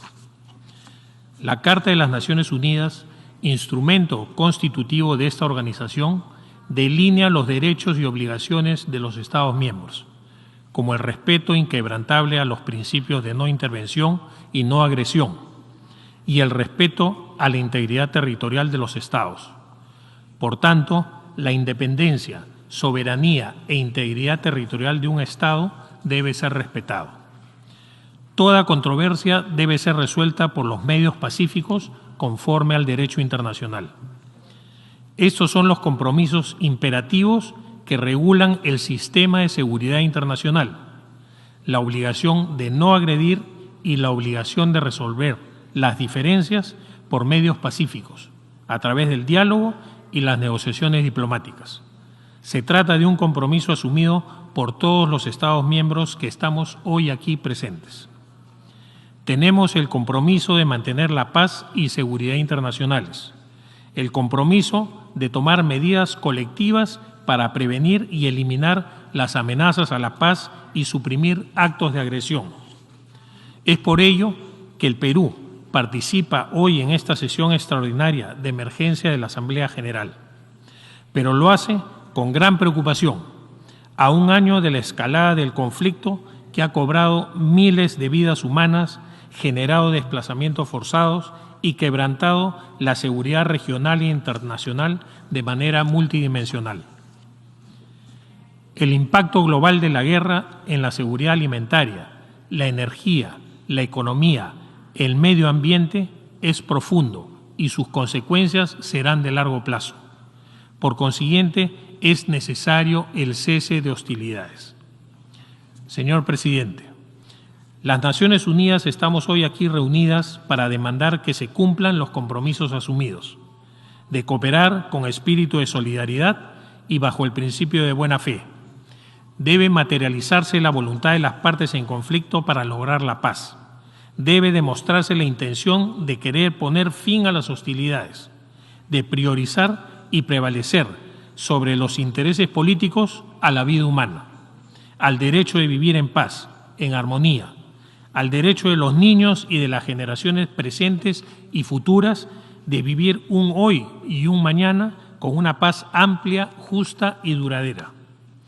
El Perú, conforme a su política de Estado, defiende la soberanía de los Estados, su integridad territorial, sus fronteras creadas desde su formación como Estados independientes.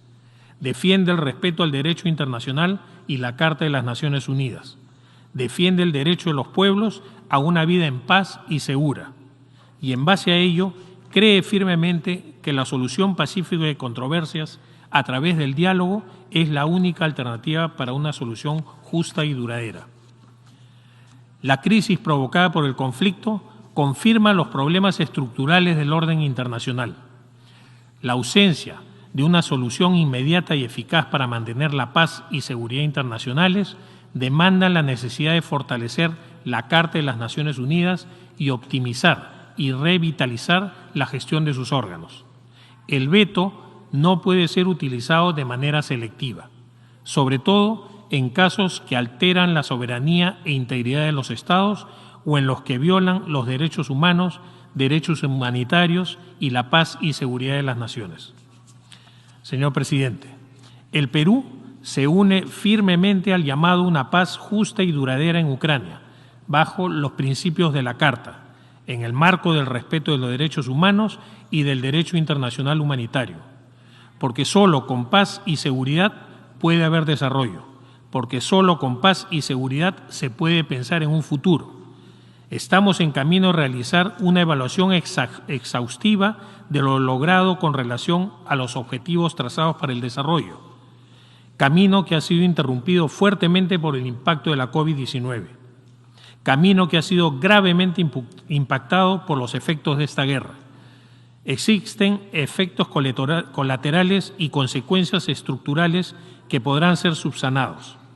Lo que no podrá ser subsanado son las víctimas y el impacto de la guerra en la vida de las personas que han sido y vienen siendo afectadas. Solo la paz podrá trazar nuevamente un nuevo camino, un nuevo mañana, un nuevo futuro. Instamos a las partes a construirla. Instamos al diálogo por una paz duradera. Por todo ello, el Perú ha copatrocinado el proyecto de resolución Principios de la Carta de las Naciones Unidas que sustentan una paz integral, justa y duradera en Ucrania. Muchas gracias. I thank the distinguished representative of Peru. Now I give the floor to the distinguished representative of Tonga.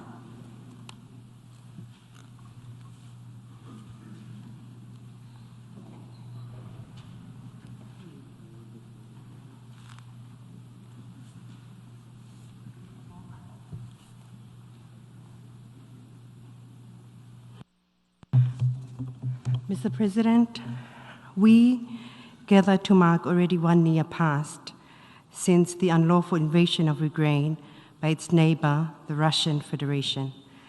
Tonga again joins others in support of a peaceful resolution. A year is a long time, a year full of pain and unnecessary sufferings.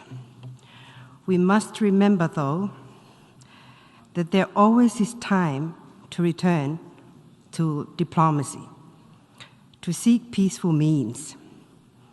Peaceful means as enshrined in the United Nations Charter. Mr. President, more than ever, we must reaffirm our commitment to a spirit of togetherness, unity, and solidarity. 77 years ago, having lived the horrors and destructions of war, our predecessors gathered to establish this august body. It was all about hope, the hope for a humanity capable of creating, sharing, and safeguarding lasting peace for all through international peace and security. This is why we support the draft resolution before us entitled UN Charter Principles Underlying a Comprehensive, Just, and Lasting Peace in Ukraine.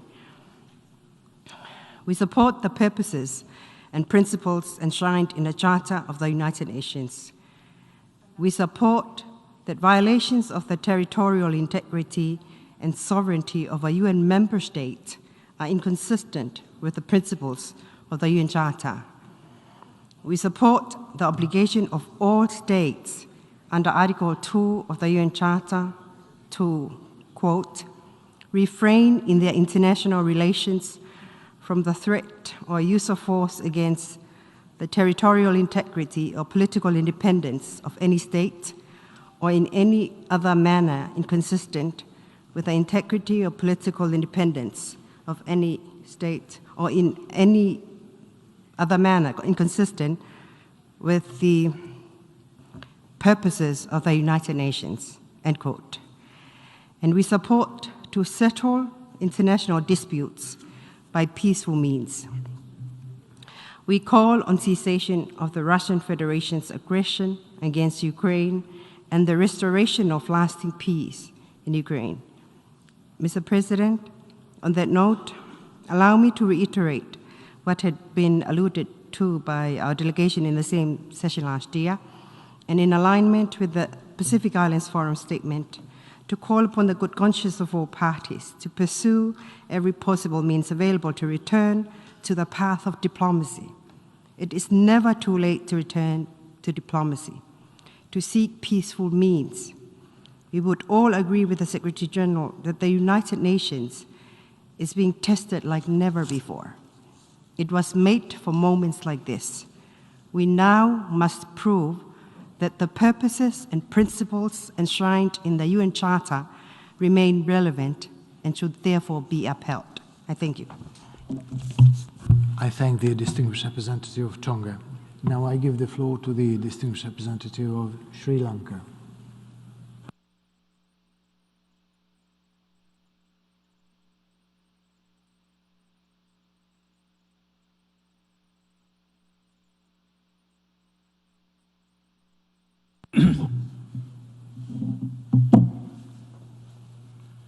Mr. President,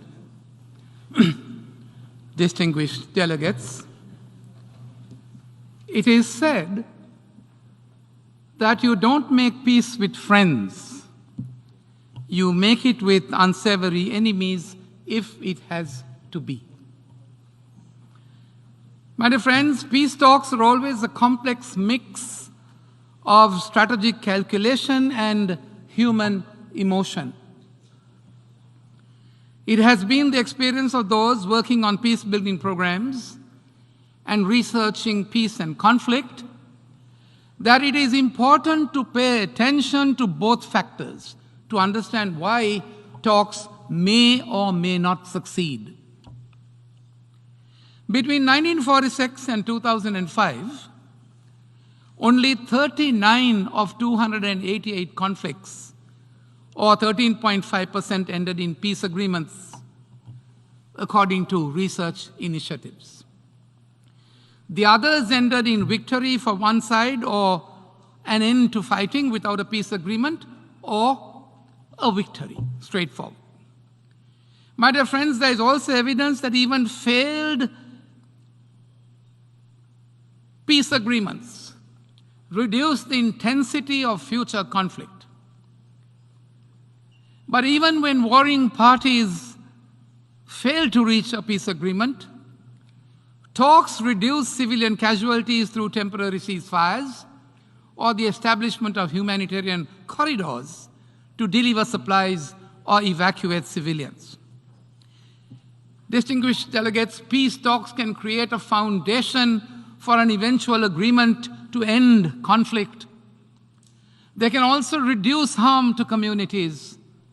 We must, therefore, strenuously exploit the crisis, explore the mechanisms of peace negotiations to its utmost with optimism if we are to succeed in this instance.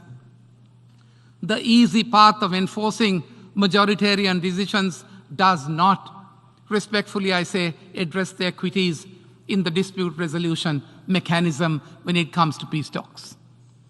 Mr. President, Sri Lanka therefore remains deeply concerned about the situation in Ukraine. We call on all parties to exercise maximum restraint and work towards the cessation of hostilities in order to bring about peace, security, and stability in the region. Sri Lanka emphasizes the need for concerted efforts to resolve the situation through diplomacy and dialogue in the pursuit of peace. As someone said, the spiral of death and devastation which is growing on a daily basis does nothing but destroy even the little trust and hope there is between the parties to the conflict that peace was achievable. My dear friends, we must appreciate that globally it has impacted on the recovery of economies post-COVID and on people's livelihoods, and all countries, inclusive of my own Sri Lanka, is affected by increased food prices, energy prices, high inflation, and a debt servicing crisis, and increased levels of migration. Mr. President, it is important that both sides must realize that they are being prejudiced by the status quo, but also know that they cannot have any tangible military advantage. Mr. President, the only logical way then forward is negotiations. And it is in negotiations that we must place our trust in. We believe that negotiations, often supported by neutral mediators, must work to arrive at some version of a solution whereby both parties feel that they have won something. They must endeavor to craft an agreement that creates an environment of mutual gain, whether it be political or material. My dear friends, we need to be sensitive to the reality that negotiators must not only reach an agreement, but also sell that agreement to a community that is bitter, a community that is traumatized, and a community that is surely grieving. We must always be aware that there are strong reasons to include also women, community organizers, and different ethnic leaders in peace talks. Their inclusion means that public acceptance of any peace deal grows as negotiations proceed. It is known that women and youth and community leaders bring a different dimension, which is far more conciliatory as they are more sensitive to the needs of our future generations. My dear friends, talking with the generals who are in the battlefield and the political leaders alone may not yield the best results. But what we see historically is the common model, of course. And this might well be the case in the case of Ukraine and Russia, that it would still be up to a few elite men to negotiate an agreement, and that might not really work as best as it ought to. Mr. President, 2 billion people live in countries affected by conflict and humanitarian crisis. I do not need to stress the importance of peace, for without peace, no progress is possible. I am reminded of an observation of the Holy Father, Pope Francis, when he said that there is a global famine for peace. a global famine for peace. That is the pitiful state that we have successfully brought the world to be in the prosecution of our greed for global power. What does it, I think it was Thomas More, Sir Thomas More, who said, what does it profit a man to gain the whole world and lose his soul? Mr. President, we have convened once again, about a year since the conflict in Ukraine broke out into aggression, creating manifest, woeful consequences, both in Ukraine and around the world. During this time, this assembly has met 5 times before and adopted by vote a number of resolutions. After 1 year, we have not reached a solution, nor do we see one in sight, most respectfully. Instead, the negative consequences of war and conflict continue to reverberate around the world. My dear friends, if we are to find the much-needed respite for all concerned, we must not give up on diplomacy and our hope for a future based on peace and prosperity.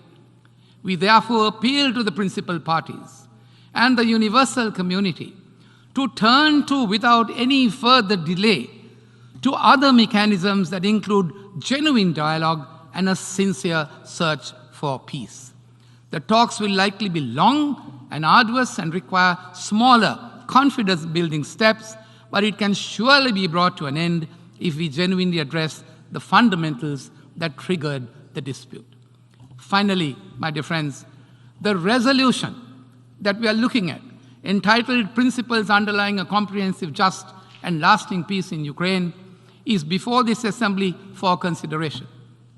It is imperative, I say, that such initiatives address not just the effects or the outcome that is evident, but the root causes that led to the conflict.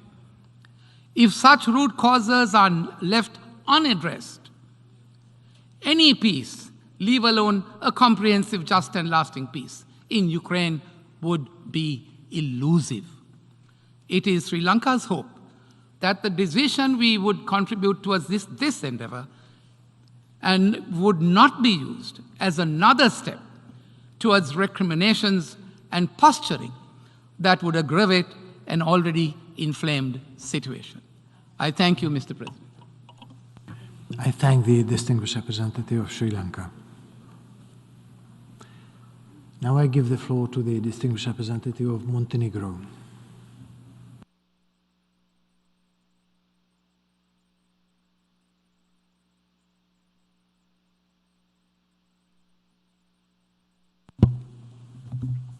Mr. President, it has been 1 year since Russia's full-scale attack on Ukraine, which has caused death and destruction on a scale not since the Second World War.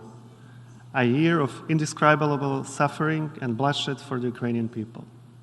Tens of thousands of Ukrainians have died, including women and children, and millions of civilians are refugees or are internally displaced. Countless war crimes have been committed by Russian troops, as we have heard also this morning. We once again reiterate our strong condemnation of the brutal aggression, including deliberate sheltering of civilians, journalists, media actors and medical personnel, civilian infrastructure, medical facilities, schools, educational institutions, and cultural heritage sites in Ukraine. There can be no impunity for war crimes, crimes against humanity, and other atrocity crimes. We welcome and support the ongoing work to investigate any allegations or evidence of violation of the international humanitarian law in terms of crimes committed in Ukraine.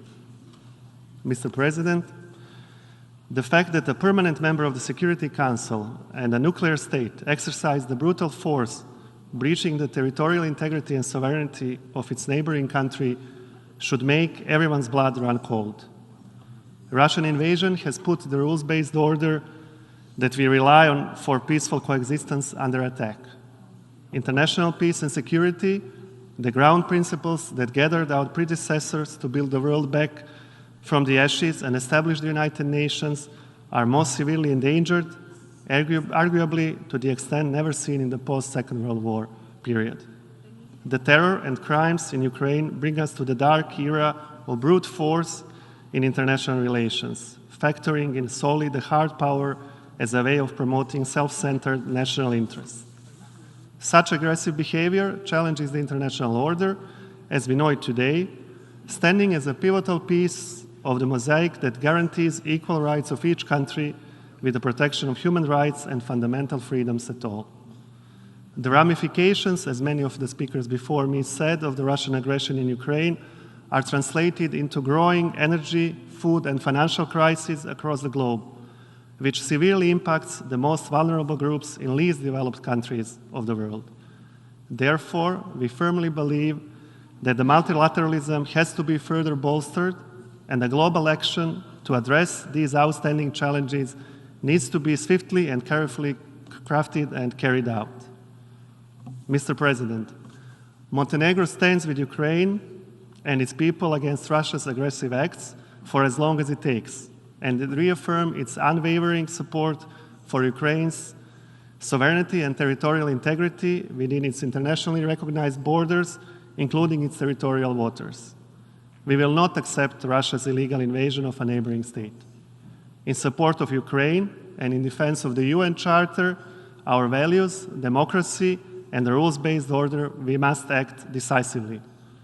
For the reasons outlined, Montenegro co-sponsored, and we vote in favor of the resolution as it stands, and call others to do the same. Thank you. I thank the distinguished representative of Montenegro. Now I give the floor to the distinguished representative of Tunisia.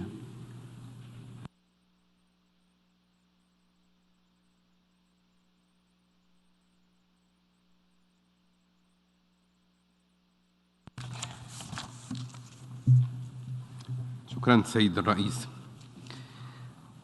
نجتمع اليوم مرة أخرى بعد مرور عام على انطلاق الحرب في أوكرانيا بكل ما تخلل ذلك من ضحايا ومعاناة إنسانية لملايين المدنيين، علاوة على ما يشهده العالم نتيجة استمرار هذه الحرب من صدمات وأزمات عمقت تأثيراتها الصعوبات التي تعاني منها أغلب دول العالم ولا سيما النامية منها. وبقدر ما نثمن الجهود الأممية والدولية لوضع حد لهذه الحرب وتطويق تأثيراتها، فإننا نأسف لتوقف الاتصالات بين طرفي النزاع وتواصل العمليات العسكرية واتخاذها لمنحى تصعيدي ينذر بنتائج كارثية على مستوى المنطقة والعالم.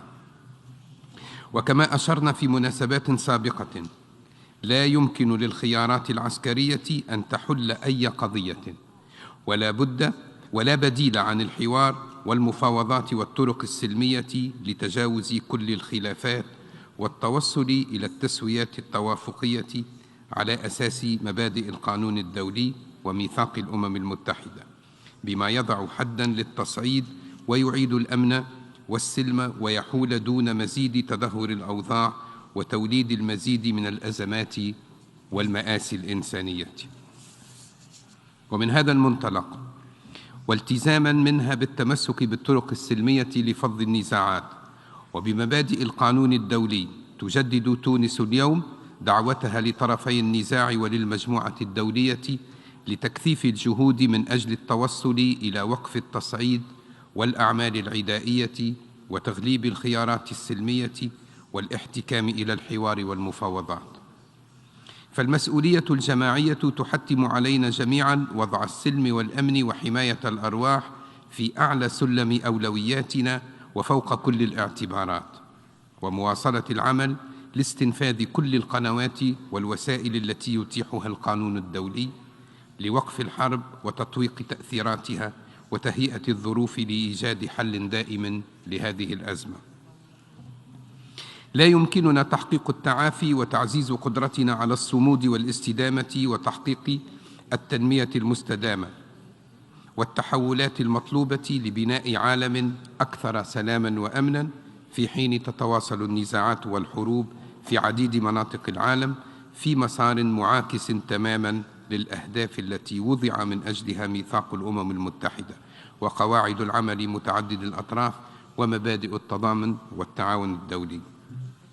كما نؤكد بهذه المناسبة على ضرورة تعاطي المجموعة الدولية مع كل حالات الاحتلال والنزاعات والمعاناة الإنسانية والتي يتواصل بعضها منذ عشرات السنين بما في ذلك في الشرق الأوسط بنفس الاهتمام، باعتبار أن مفهوم السلم والأمن واحد وغير قابل للتجزئة، انسجاما مع مقاصد ميثاق الأمم المتحدة ومبادئ القانون الدولي. شكرا سيد الرئيس. أنا أشكر سفير تونس المحترم. And now I give the floor to the distinguished representative of the Syrian Arab Republic.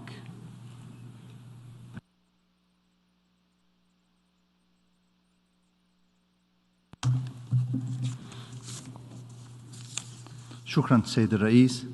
بداية ينضم وفدي إلى البيان الذي ألقاه ممثل جمهورية فنزويلا البوليفارية نيابة عن مجموعة الدول متماثلة التفكير، ويود أن يبدي بالملاحظات التالية بصفته الوطنية. لقد بات من الواضح إصرار الدول الغربية على تعزيز حالة الاستقطاب السياسي داخل الأمم المتحدة وتعميق الانقسام بين الدول الأعضاء فيها، وذلك من خلال تكرار الدعوة لعقد مثل هذه الاجتماعات الهادفة فقط إلى تأجيج أجندة العداء الغربية ضد الاتحاد الروسي. إن الجمهورية العربية السورية، وانطلاقا من حرصها الدائم على حل المشاكل الإقليمية والدولية عن طريق الدبلوماسية والحوار ودعم جهود صون الأمن والاستقرار في أي بقعة توتر في العالم، لهذا كانت تتطلع إلى أن تضطلع الجمعية العامة بدور إيجابي لتحقيق هذه الغاية، وأن لا تدخر جهداً لصالح تسوية سلمية لهذا النزاع وتجنب أي مبادرات تؤدي إلى تفاقمه ومنع حله سلمياً. السيد الرئيس، إن التصريحات التي أدلى بها مؤخراً بعض قادة مجموعة النورماندي بشأن نواياهم الحقيقية من اتفاقيات مينسك والمتمثلة في منح الوقت الكافي لكييف لتعزيز قدراتها العسكرية لا تتسق مع هدف تلك الاتفاقيات المتمثل في التوصل إلى تسوية سلمية للنزاع في منطقتي دونيتسك ولوغانسك. وما يؤكد هذا النهج العدائي قيام تلك الدول بالدفع بلا هوادة بإغلاق أوكرانيا بمختلف أنواع ترسانات الأسلحة، من الأنظمة الصاروخية وأنظمة الدفاع الجوي إلى الدبابات المختلفة وغيرها من آلة الحرب، وذلك بهدف تأجيج النزاع وإطالة أمده ومحاولة فرض هزيمة استراتيجية على الاتحاد الروسي. المفارقة هنا أن ذات الدول تطلق التهديد والوعيد نحو الدول الأخرى لمنعها من الوقوف إلى جانب الاتحاد الروسي في دفاعه المشروع عن أمنه وحدوده المباشرة. إن مثل هذه السياسات غير المسؤولة تثبت وبدون شك أن تلك الدول تسعى لحدوث صدام دموي ضمن القارة الأوروبية، والتي سيكون له تداعيات كارثية قد يصعب احتواؤها. سيد الرئيس، إن انتقاد الدول الغربية للاتحاد الروسي وشن الحملات العدائية ضده يمثل نفاقاً سياسياً ويعكس سياسة المعايير المزدوجة التي تتبعها تلك الدول، إذ أن هذه الدول التي تتشدق بالحديث عن ضرورة احترام القانون الدولي وإعلاء مبادئ ميثاق الأمم المتحدة ومنع العدوان، منها من انتهك مراراً هذا الميثاق، وبعضها شن أعمال عدوانية ضد دول أخرى ومنها بلادي بذريعة تهديد أمنها رغم أنها تبعد عنها آلاف الأميال. والبعض الآخر يتغاضى عمداً عن انتهاكات إسرائيل لميثاق الأمم المتحدة عبر ارتكابها العدوان تلو العدوان على الشعب الفلسطيني الرازح تحت الاحتلال منذ أكثر من 7 عقود، وعلى الشعب السوري في الجولان السوري المحتل منذ العام 1967، وعلى مرافق حيوية مدنية في العديد من المناطق السورية. كان آخر عدوان قبل 3 أيام فقط، ولم نسمع من تلك الدول إدانة للعدوان الإسرائيلي، انطلاقاً من نفس الحرص الذي يدعونه على ميثاق الأمم المتحدة وإعلاء مبادئه. السيد الرئيس، السيدات والسادة، لقد بات من الواضح أن بعض الدول الغربية التي تقف وراء الدفع بمشروع القرار تستغل منبر الجمعية العامة لشن حملة دعائية ضد روسيا، والتي مع الأسف باتت ممارسة معتادة لتلك الدول في استهداف الدول الأعضاء التي لا تسير في ركب أجنداتها السياسية. اليوم يعرض علينا مجدداً مشروع قرار آخر مثير للانقسام بشأن الأزمة في أوكرانيا، الأمر الذي يطرح تساؤلاً: هل سيساعد مشروع القرار هذا على تسوية الأزمة بشكل سلمي؟ هل يلبي مشاغل جميع الأطراف؟ هل يعكس إسهاماً للجمعية العامة بهذا الشأن؟ من الواضح أن الأمر ليس كذلك. إن مشروع القرار هذا يأتي في سياق سلسلة القرارات غير المتوازنة والمنحازة والاستفزازية الهادفة إلى تشويه صورة الاتحاد الروسي. فمقدمي مشروع القرار لم يدعوا إلى مشاورات بشأنه، ولم يستجيبوا في إعدادهم له للشواغل الهامة التي يتم التعبير عنها، بل ويصرون بدلاً من ذلك على دفع الجمعية العامة إلى اتخاذ قرار منحاز لن يسهم بأي حال من الأحوال في تحقيق سلام مستدام في أوكرانيا.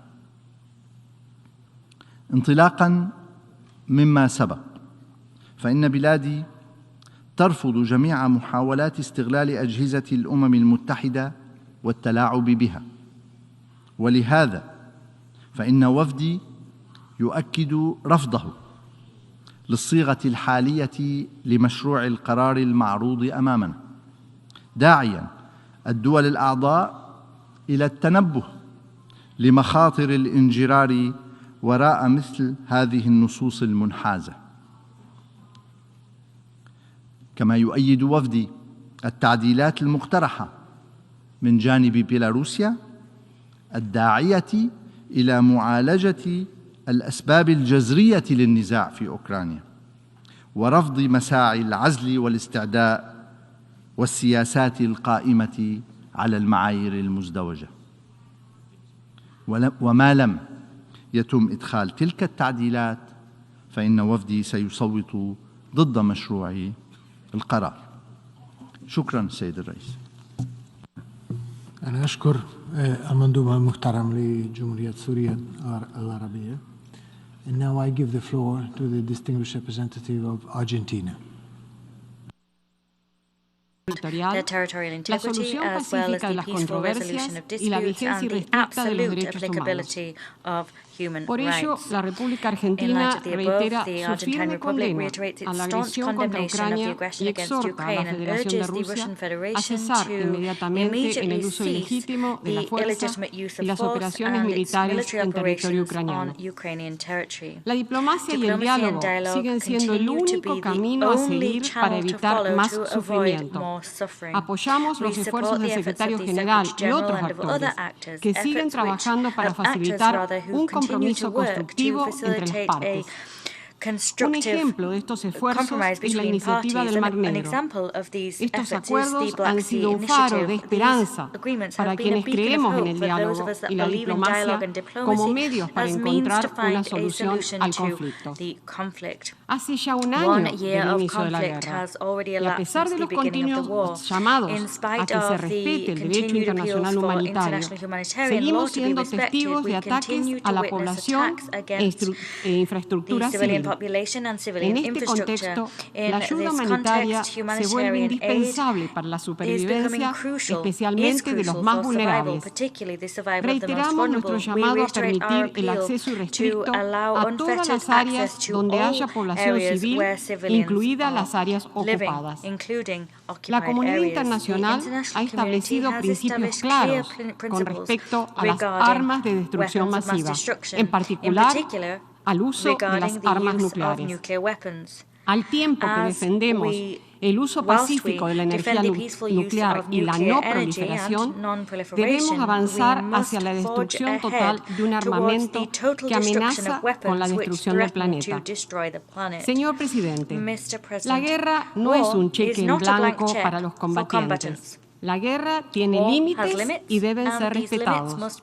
Es imperativo el cumplimiento del derecho internacional humanitario en la conducción de las hostilidades. El respeto del derecho internacional no es opcional.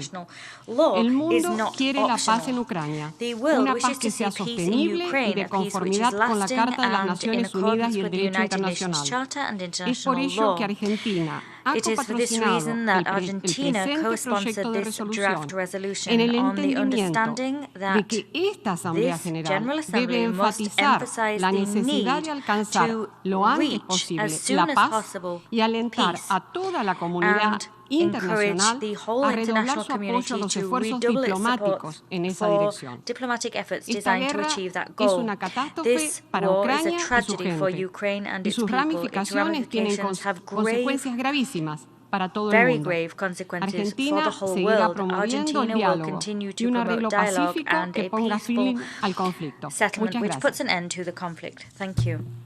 I thank the distinguished representative of Argentina. Now I give the floor to the distinguished representative of Palau.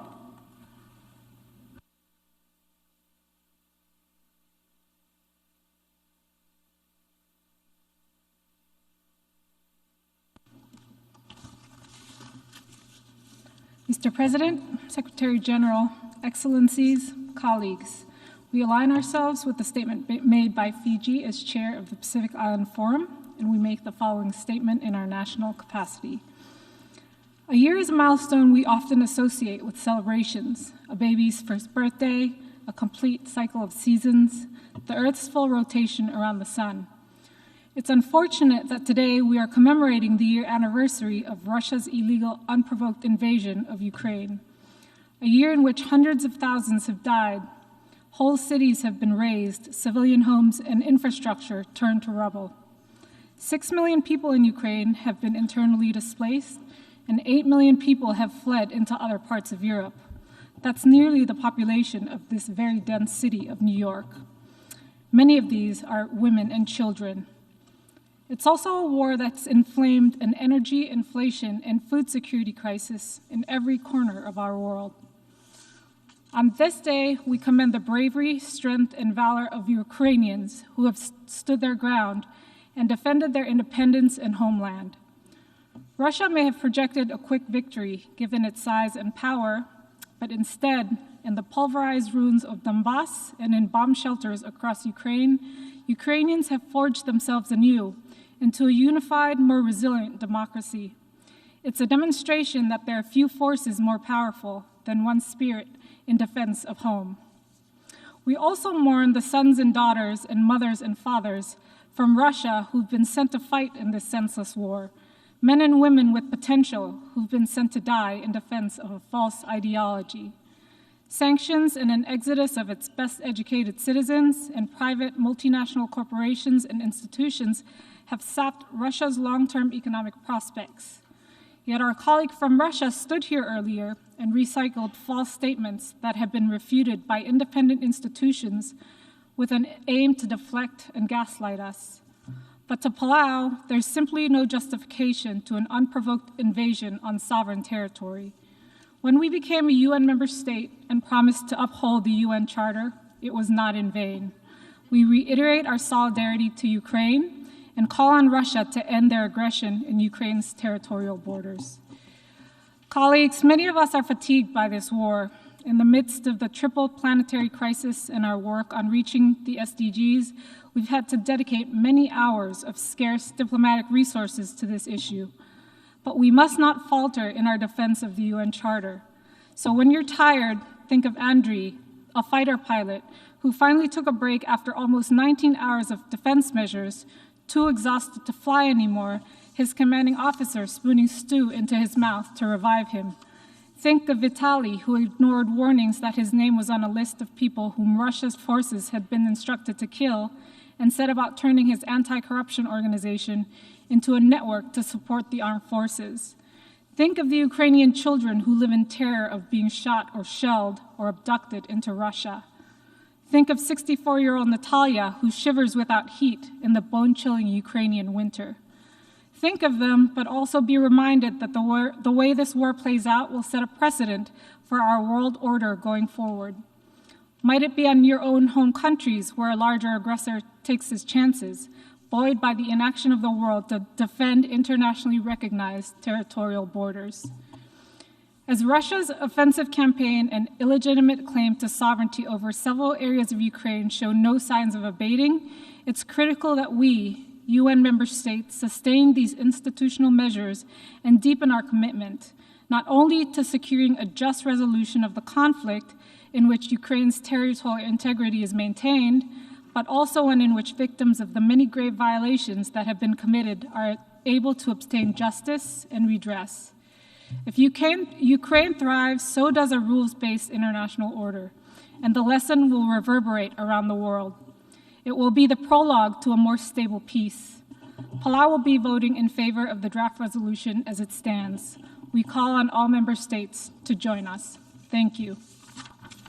I thank the distinguished representative of Palau. Now I give the floor to the distinguished representative of Azerbaijan.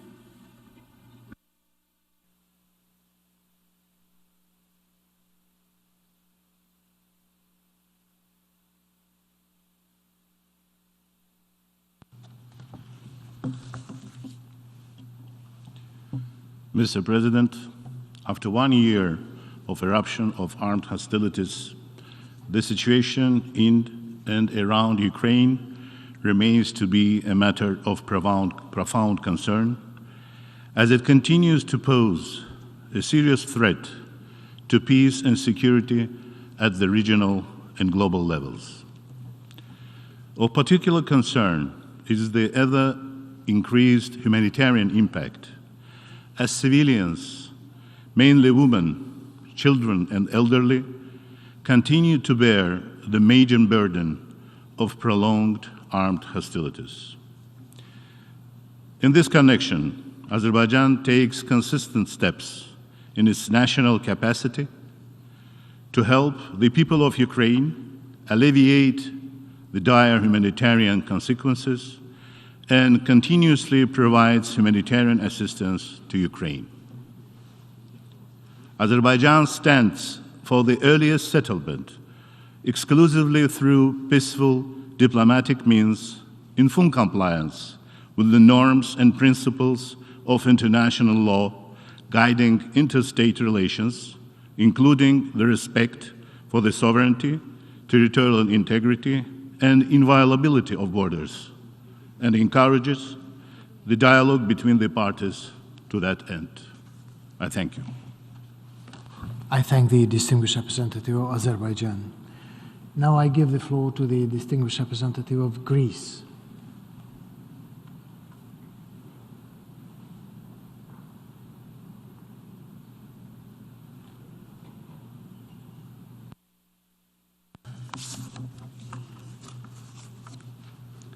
Mr. President, distinguished delegates, it is truly inconceivable that we are here today in this hall to discuss an unprovoked, unjustified war that started a year ago.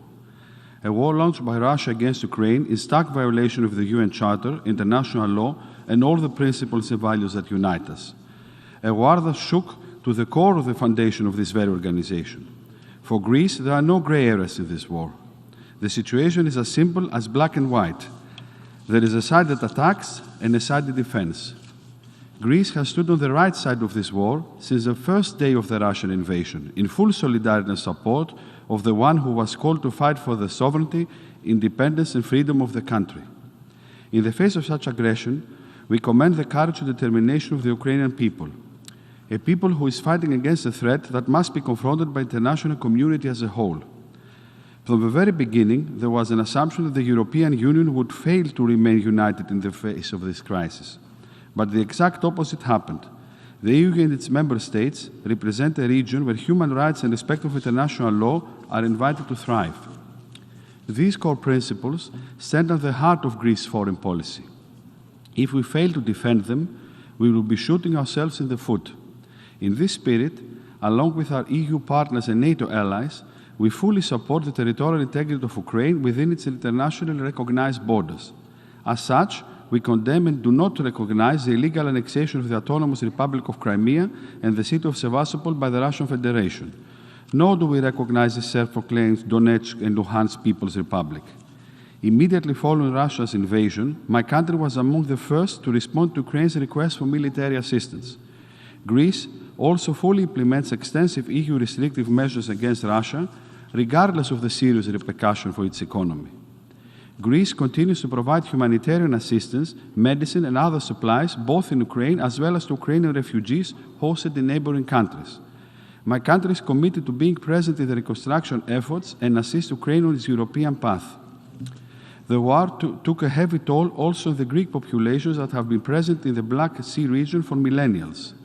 A once thriving Greek community lived mostly in areas now under Russian occupation, particularly in the city of Mariupol, which the Greek Minister of Foreign Affairs, Mr. Dendias, visited only a month before the launching of the Russian invasion. To our knowledge, this vibrant city, which is a busy commercial port, today is a ghost town. An important Greek community is still living in Ukraine today, and it's greatly suffering. The recurrent Russian attacks against Ukraine's critical infrastructure, energy, heating and water supply system, houses and medical facilities are unacceptable. Under no circumstances can civilians be the legitimate targets. The violations of international humanitarian law and war crimes must be investigated, and the perpetrators must be held accountable. If not stopped, Russian military aggression against Ukraine may find imitators willing to pursue anachronistic revisionist agendas. Allow me to repeat, we stand in full solidarity with our partner Ukraine, and we will continue to support Ukraine for as long as it takes. Thank you so much. I thank the distinguished representative of Greece. Now I give the floor to the distinguished observer of the observer state of the Holy See.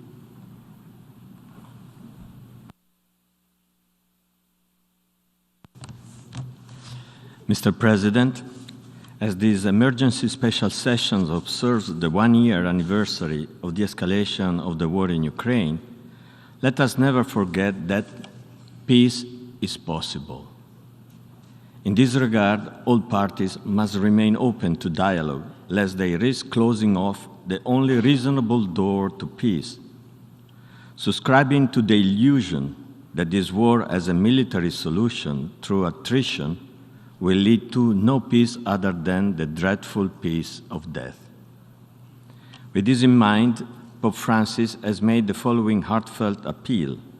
May weapons be silenced, and may conditions be sought for the start of negotiations that will lead to solutions that are not imposed by force, but consensual, just, and stable.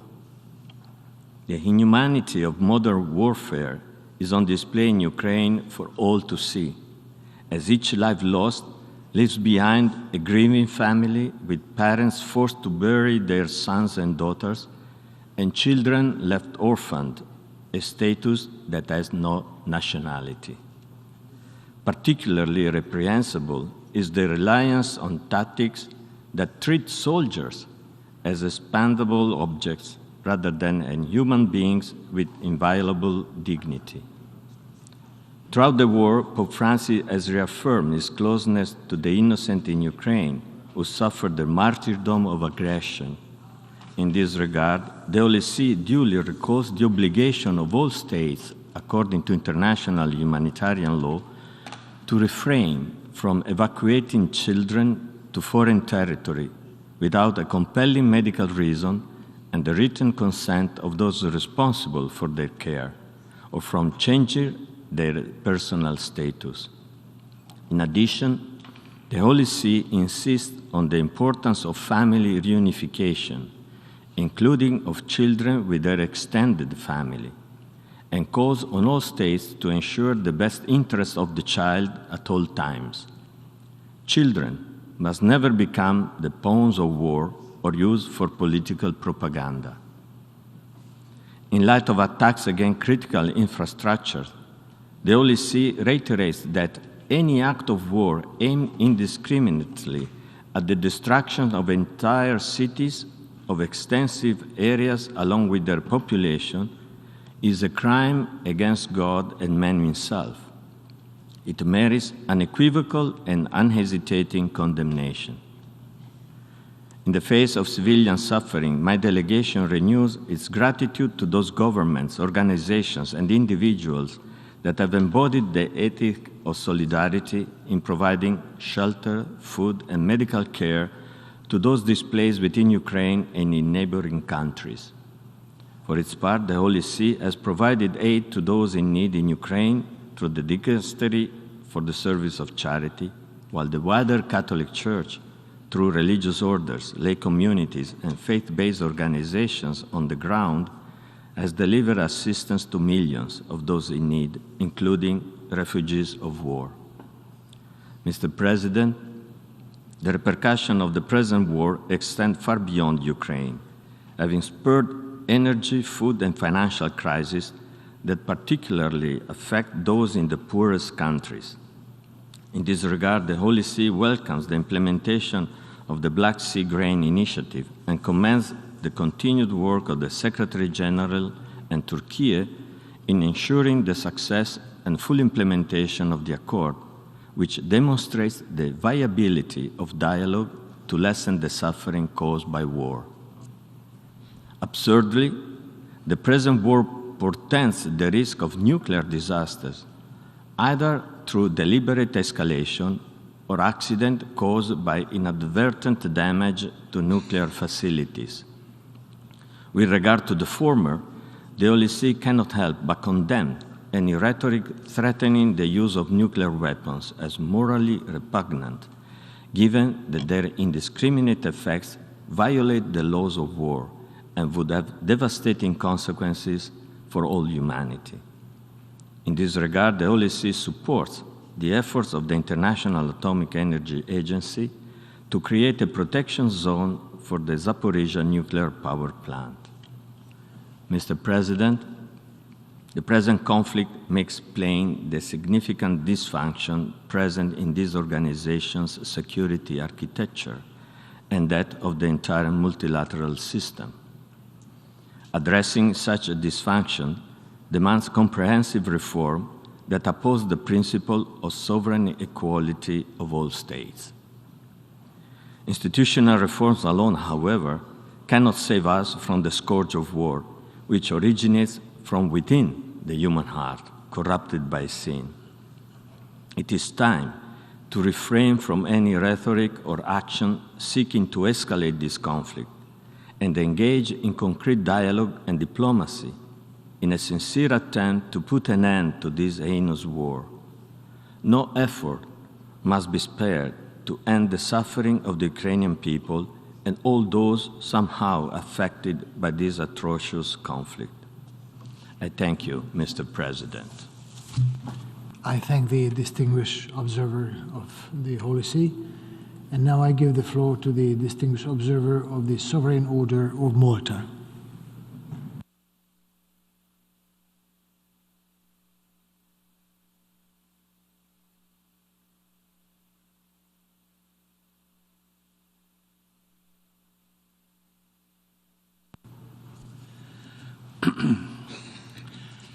Mr. President, Excellencies, distinguished colleagues, war undoubtedly has the effect of breaking down the structures of society, the very structures that are there to protect us. And in so doing, war imposes on human beings, in the words of philosopher Thomas Hobbes, a human condition which is solitary, cruel, nasty, brutish, and short. Conditions that are equally shared by both the victim and the aggressor.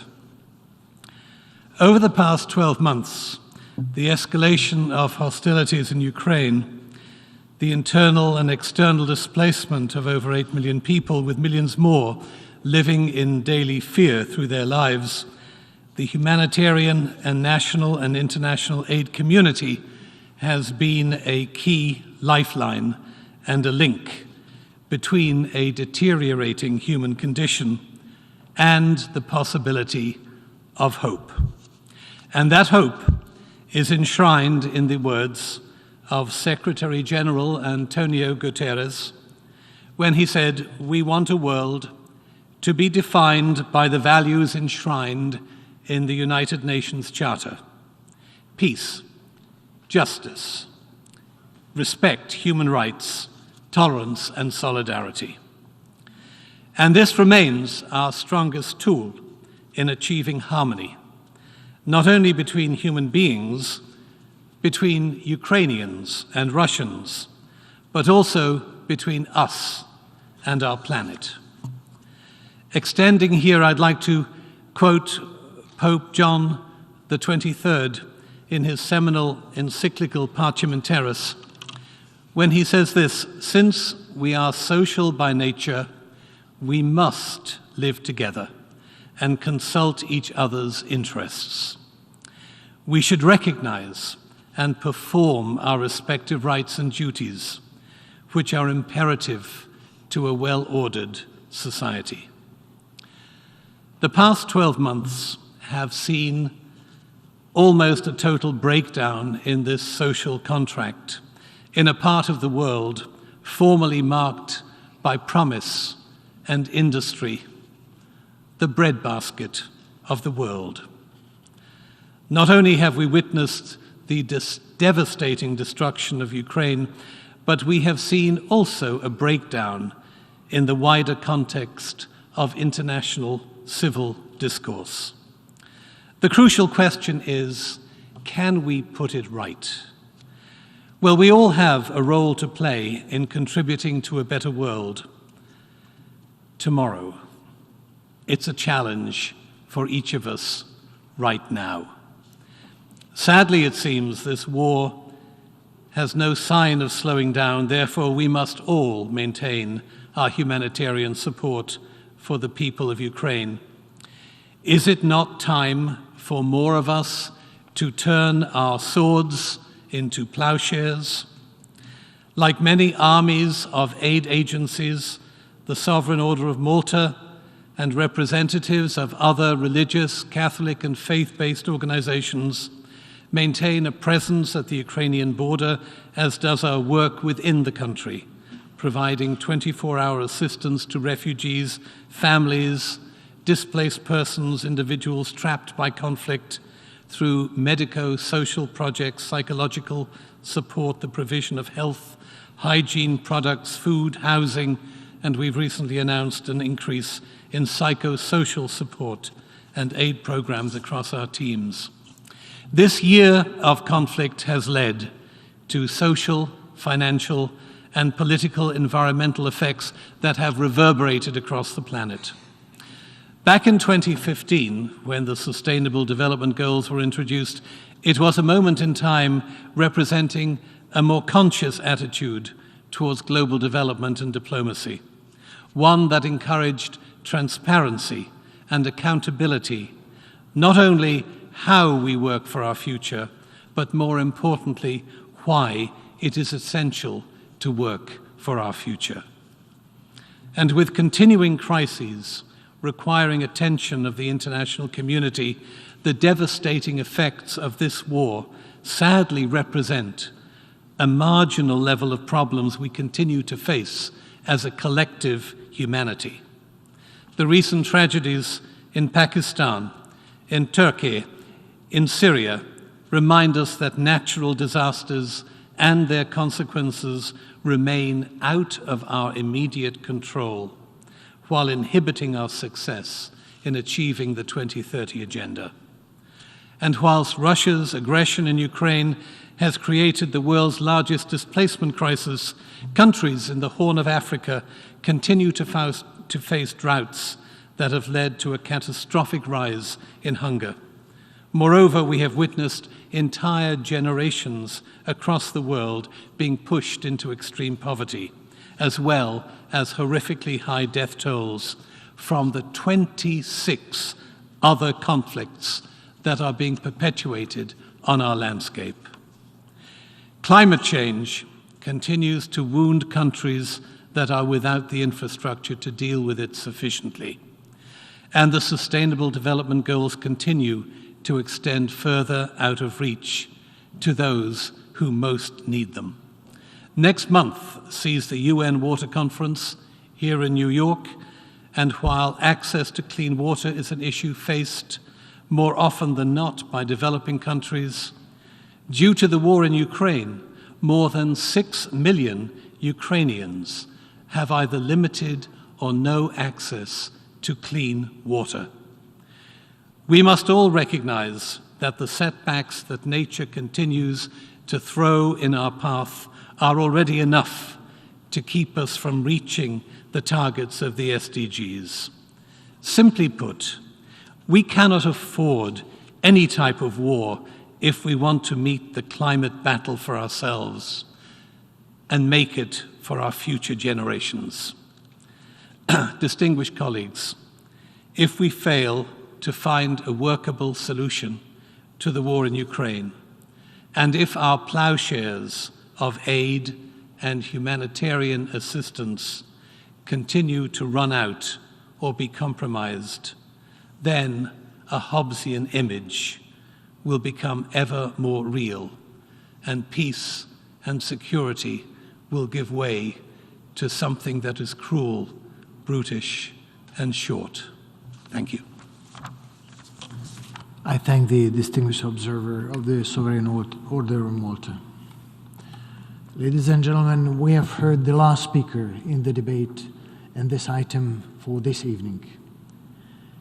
We shall hear the remaining speakers tomorrow, 23rd of February, starting at 10 o'clock sharp in this hall. This meeting is adjourned.